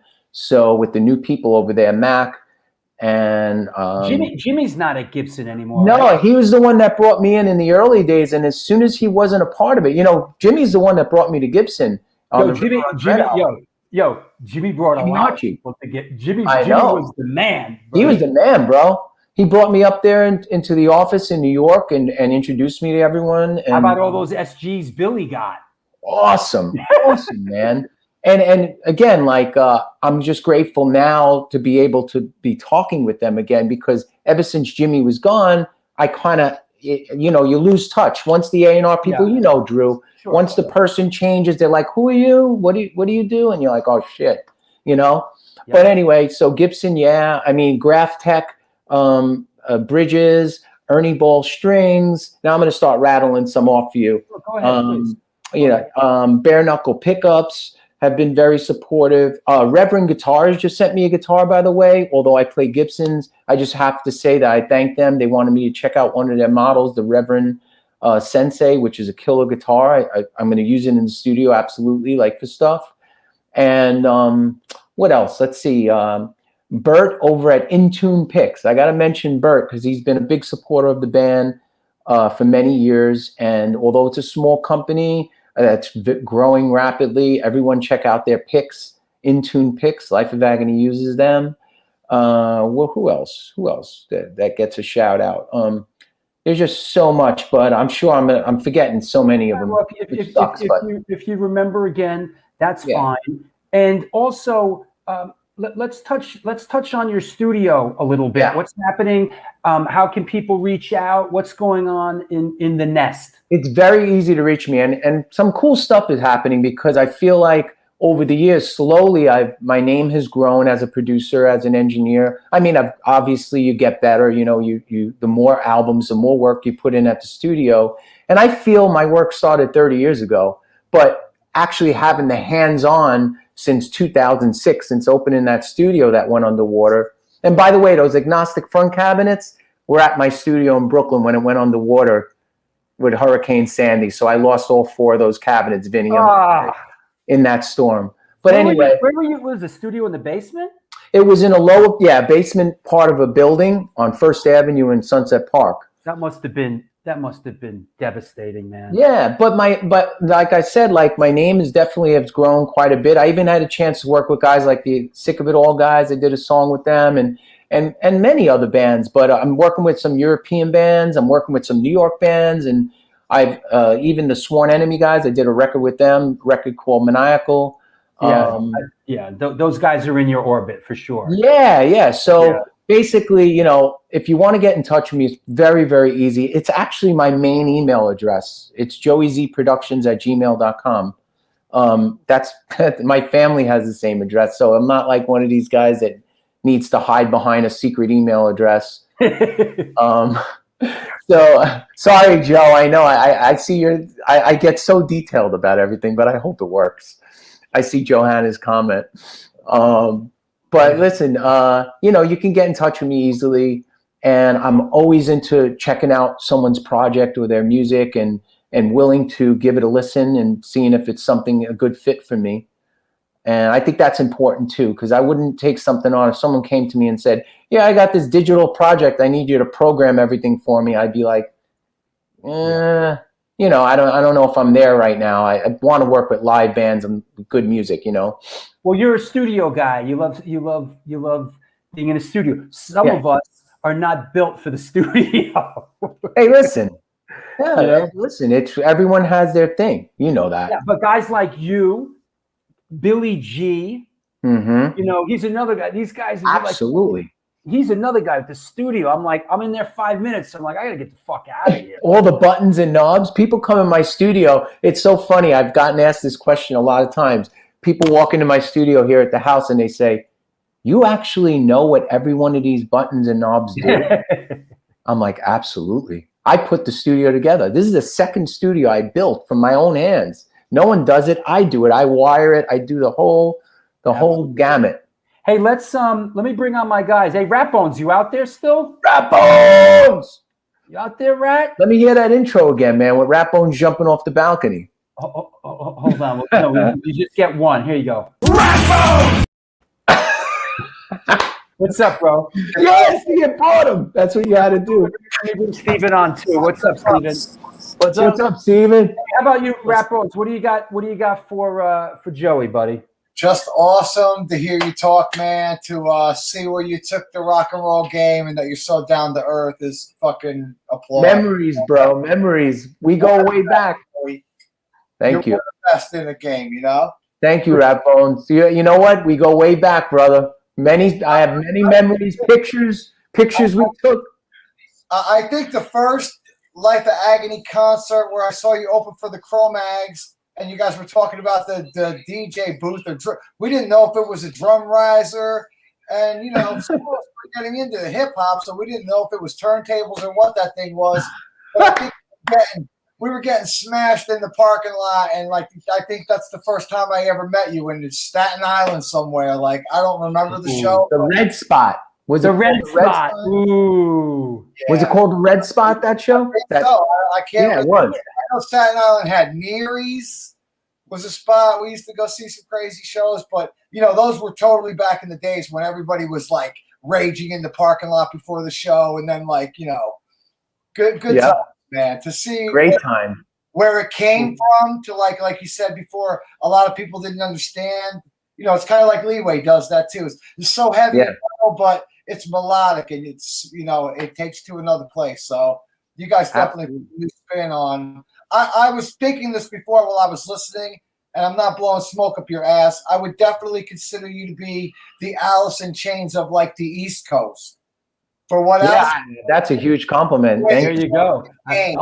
You'll take that. Yeah, we're kidding me? That ran through my mind watching a few times. Oh, here it is. No, The Wave. That's the. Oh, The Wave. The Wave. Good one, Little Friedman. It's Thank The you. Wave. Rock Palace too. That was a cool place. You remember the Rock Palace, you guys? That was another cool joint. The Rock Palace. We played there. Yeah, well. You know. Wow, man. Rat Bones, man. So I see your nice collection is building and building there behind you, bro. That thing is just years of accumulation, you know. Talking about that Planet of the Apes Steven. earlier. Let me, hey, Steven, what do you got for Joey? You know what? I'm just enjoying the stories too. You know, I was thinking, you guys were talking about Roger Waters before. Did you go to Yankee Stadium when he did the wall? I did not go to the stadium. I didn't think I was home. I went to Nassau Coliseum. All right, because the funny thing is remember they had that Save CB's festival at Webster Hall, and the first night was AF and Murphy's Law. The second night was Sick of It All. Yep. And I was supposed to go to both shows, and then my brother called me, who works at Yankee Stadium, and said, Roger Waters with the wall tomorrow night. So I went to that, and as it turned out, that was the night of the whole stabbing, and I was like, wow, boy, did I pick the right night. And Roger Waters doing the wall at Yankee Stadium was oh my God. I wish I could have been to that one. You know what I saw, speaking of Yankee Stadium? I saw Mariano Rivera's last game, and Metallica played at Yankee. That's right. That's I right. was there. Yeah. It was his last game, and, like, they were like, and now Metallica. Well, and he was the Sandman, right? They did, like, Enter Sandman. Yeah, he always came running out to Enter Sandman. They called him the Sandman. He was the finisher. He would come out and slaughter everyone at the end of the games. Oh, yeah. All right, cool. Hey, Rat Bones, Steven, thank you guys. Joey, man, always a pleasure. Always a pleasure. Love you guys, man. This was so much fun. I hope to do it again with you guys. You know what? One of the nicest guys, like, ever that you'll ever going to meet in the show. And thank you, Steve. That means a lot to me. We've been friends a very long time. What, 29 years or somthing? It's crazy. Yep, and we're gonna still keep going, bro. Oh yeah. You haven't even seen all of me yet. Well, now you know I'm waiting for you to unleash now. So I'm bringing another level. I swear to God, I'm not joking. Boy, Joey Z is driven, man. I'm driven. Hey, I've been playing every day. I don't stop playing guitar. Like, listen, I just want to come out swinging. Awesome. Rat Bones, we'll all be there when you do. Thank you. Rat Bones, Steven, I'll see you guys in a bit. All right. Yo, let me get in really quick. You're on. Say, yo, you guys are talking about Metallica, man. I just got to tell my Metallica story when I went to see them at Pine Knob in Detroit, and I'll never forget, like, you know, it was even later, like Justice for All tour, but, you know, there was the rich kids that went down at this place, Pine Knob. They were seating down where everyone could buy tickets to get down there, but the lawn was kind of free. So everyone on the lawn was crazy. I'll never forget the tribal feeling of they dug big holes in the ground and took all the cases, the cardboard, and made big bonfires. And we were moshing around, you know? Yeah. It's just like Metallica, just so many. And another thing I remember Metalhead saying, metalheads were always saying, "Oh, when Ride the Lightning came out, this is when we were drifting into Discharge, and we were drifting away from that a little." And I remember metalhead dude in my brother's band was like, "Oh yeah, that punk rock stuff, that Metallica, that sounds flat. Like Ride the Lightning sounded flat to him. It was too much the same sounding." He's like, "Oh, that's never gonna get anywhere." And like, that punk rock shit you listening to was fad. But the point here is why I'm telling the story. What was the fad? We're still here, and hair metal's gone. So it's like you never really, don't poke the bear. Because shit back then it still is now. Because this is real. Because this is real. The 35th anniversary of wasn't today the 30th? Stephen, it's the 35th anniversary of 35 years today of Master of Puppets. Yeah. Michael Alagos Masterpiece. Hey, Stephen Rappos, I'll see you guys later. Thank you.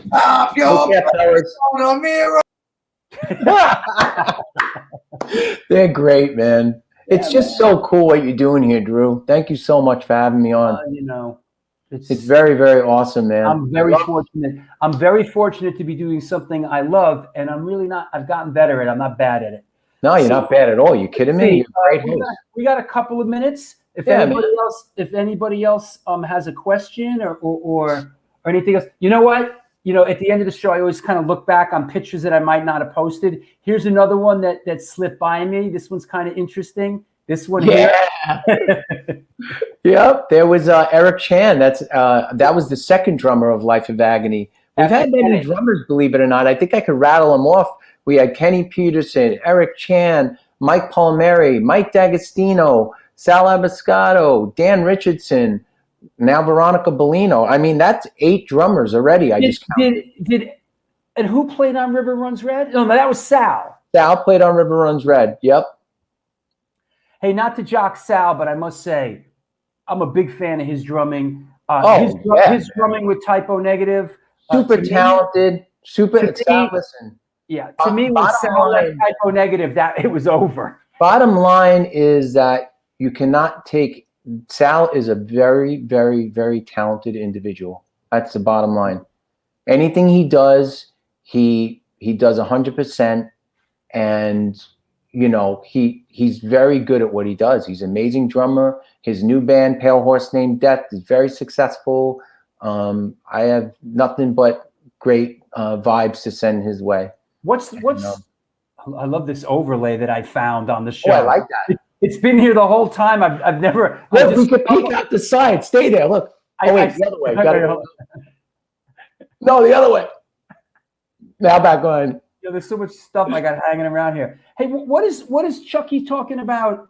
Joey Z's other band, Zaire's War. I don't know about this. What's this about? I had this project that I've been, I was dibbled down, messing around with for some years. It's my own solo stuff. I play this really heavy stuff. I grunt and yell in front of the microphone, and it's tuned it's tuned down. And I was doing it for a little while. I had some friends in the band. It's just my own little solo thing that I mess around with every now and again, Drew. And recently, I just jammed with a drummer here locally in Long Island just a couple weeks ago, really badass drummer, Griffin. And I actually brought some of the Zaire's War stuff to his house, and we jammed on some of it. So, yeah, I might do something with it. I don't know if that's the name that's going to stick to the so-called project or when I finally release something. But there was a song on Liquid Metal that, Jose was kind enough, Jose Mangan, to play one of the Zaire's War demos of a song called Warrior. And I think you can find it online. I think it might be on SoundCloud. Whoever wants to check that tune out. It's called Warrior by Zaire's War. That's my own little personal solo project thing. Any memories, Stereo Mud? Oh yeah. Hey, it's weird that you even bring this up right now because I'm looking at. I'm like, you know what? Let's just touch on it. I love it. I'll tell you what. I miss those days. I had a lot of fun. Stereo Mud was a very, very fun time in my life. And just the other day, I'm not joking you. I'm not jiving you. I haven't talked to Eric Rogers, the singer. It has to be a good maybe 7-8 years, right? And he sang for Sound Device, right? Yes, Sound Device. So we hadn't been in touch, not for any one reason at all, just the band. We haven't done it in a very long time, and we kind of lost touch. But Sure. About a week and a half ago, I don't know why, I woke up the other morning and Eric was, when someone's on your mind? Uh-huh. So he was on my mind. Eric was in my mind. I was having coffee. I'm like, I'm going to call Eric today, just out of the blue. I rang his phone and there he was. Eric answered, Joey Z. We were on the phone for 2 hours, bro. We talked for 2 hours the other day. We did not stop talking with each other. Obviously, I could talk. You see that? I mean, you guys had a nice little run. You put out 2 records, right? Perfect Self and Every Given Moment. Every Given Moment, right? Yeah, it was great, man. We had a great run at it. We toured with Disturbed. We went on tour. We toured with Crazy Town. We did a lot of shows with Seven Dust. Yo, you know what I like? Look what's going on here with the goatees. Yeah, everyone has their little own. And the jazz patches. You guys. I look like that artist, Sam Sheeran. What's his name? Sam Sheeran in that picture. Sam, that artist. But yeah, you guys had Stereo Mud for like 3 or 4 years, right? Yep. And it was, everything happened very fast with that band. We had a great management team. They were managing Disturbed at the time. Michael, Doogie Thompson, Michael. Oh my God, I can't believe his name just went blank. But Doogie and Michael managed Disturbed, and they also managed Stereo Mud. So things rapidly escalated with the band very quickly. We were signed to Columbia Records, which was called Loud Records at the time. They were also doing hip hop. You remember that label? What was the label? Loud Records. Oh yes, of course. Yeah, so we got signed to Loud. We were the first metal or hard rock band that got signed to Loud. I actually remember that. Yeah, and they really blew it up for us. I mean, they really did a great job, believe it or not. They were very into the band Loud, and they got us on a lot of stuff. I see people mentioning Farm Club TV with Matt Pinfield. We did that show. It was a TV show that really broke things open. And also Carson Daly, we did 2 shows with Carson Daly on his live with Carson Daly, his nightly show. We did the pilot. So a lot of things kind of were really working with that band. We did a lot of good stuff. And just carrying over from Life of Agony, of course, was Dan Richardson, who was in Life of Agony. Right. That's when the whole transition, when Whitfield was in the band, yeah. And then we felt like Alan and I we started writing with Whitfield and not taking nothing away from his talent, because he is such a talented individual. It just didn't sound like Life of Agony without Mina, without my cousin. So we kind of put it to bed, Alan and I, at that time, and then kind of went our own ways. It was very difficult. It was very hard for the both of us because we lost touch, Alan and I, for a little while. I think because of that. I went down to Atlanta and I started the Stereo Mud thing with Dan Richardson, with Corey Lowry. Corey was in Stuck Mojo. Exactly, with Corey. I did a Stuck Mojo video back in the day. Yeah, and it was again, it felt right. There was something right about it once I got down there and checked it out. So I just kept it going for a few years until obviously when shit happens, like it was a kind of like the floor fell out from under us with the Stereo Mud thing. There wasn't enough support there anymore, and we all went home. Basically, we all went home. Yeah, so sometimes it happens. Yeah, it happens in this industry. Yeah. So anyway, that was a blessing in disguise, because Life of Agony got back together, and that was around 2000, right there in 2002. So River Runs Red 2000. Again, River Runs Again, 2003. So that was and that's when my uncle passed away. That's pretty much how we got back together at my uncle's funeral, at Mina's dad's funeral. After my uncle overdosed and Mina had to go identify the body and all that. What a disaster. Woof.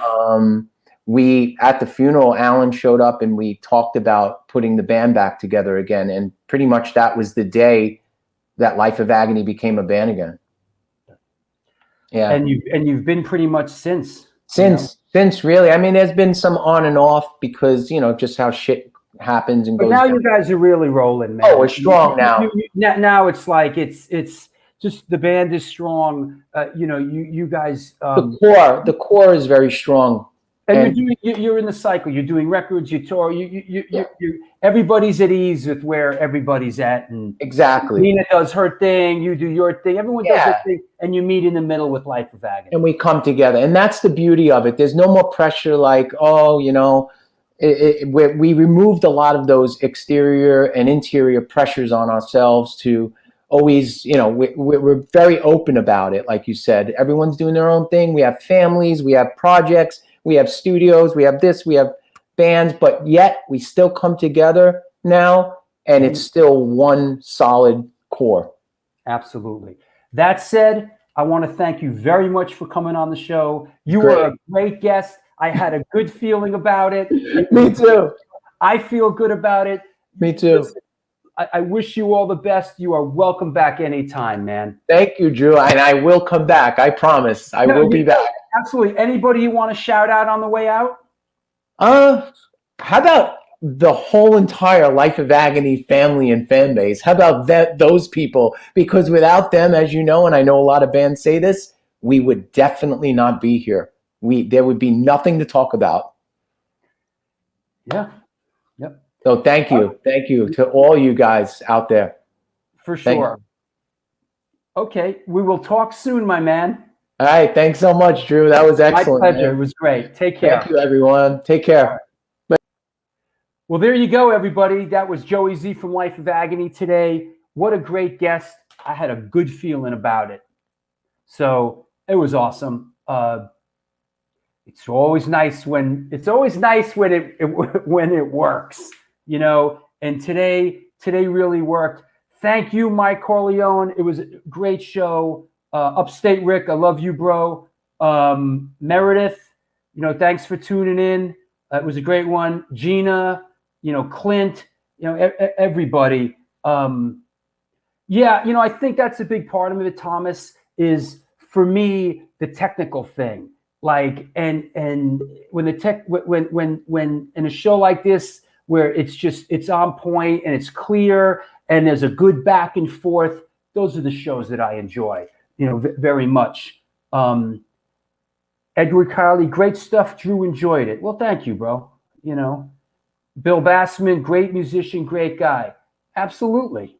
I mean, you know, yeah, no Satari Wi-Fi. Chucky Brown, thank you for everything. Larry Kelly, my man, thank you so much. I want to put up the New York Hardcore logo. That's what I want to exit to. So that said, I'm heading back to New York tomorrow, and I will see everybody on Sunday for Kurt Vanderhoof from the Lude and Metal Church.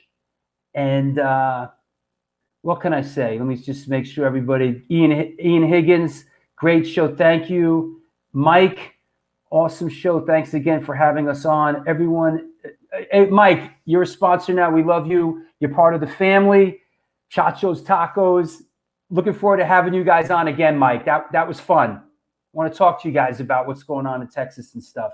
LOA family. You know, yeah, Kurt's going to be cool. Everybody out there, from the LOA family, you're beloved. And listen, I'm very fortunate. I'm doing something that I really love doing, and I have the opportunity because of you. So I'll see you on Sunday.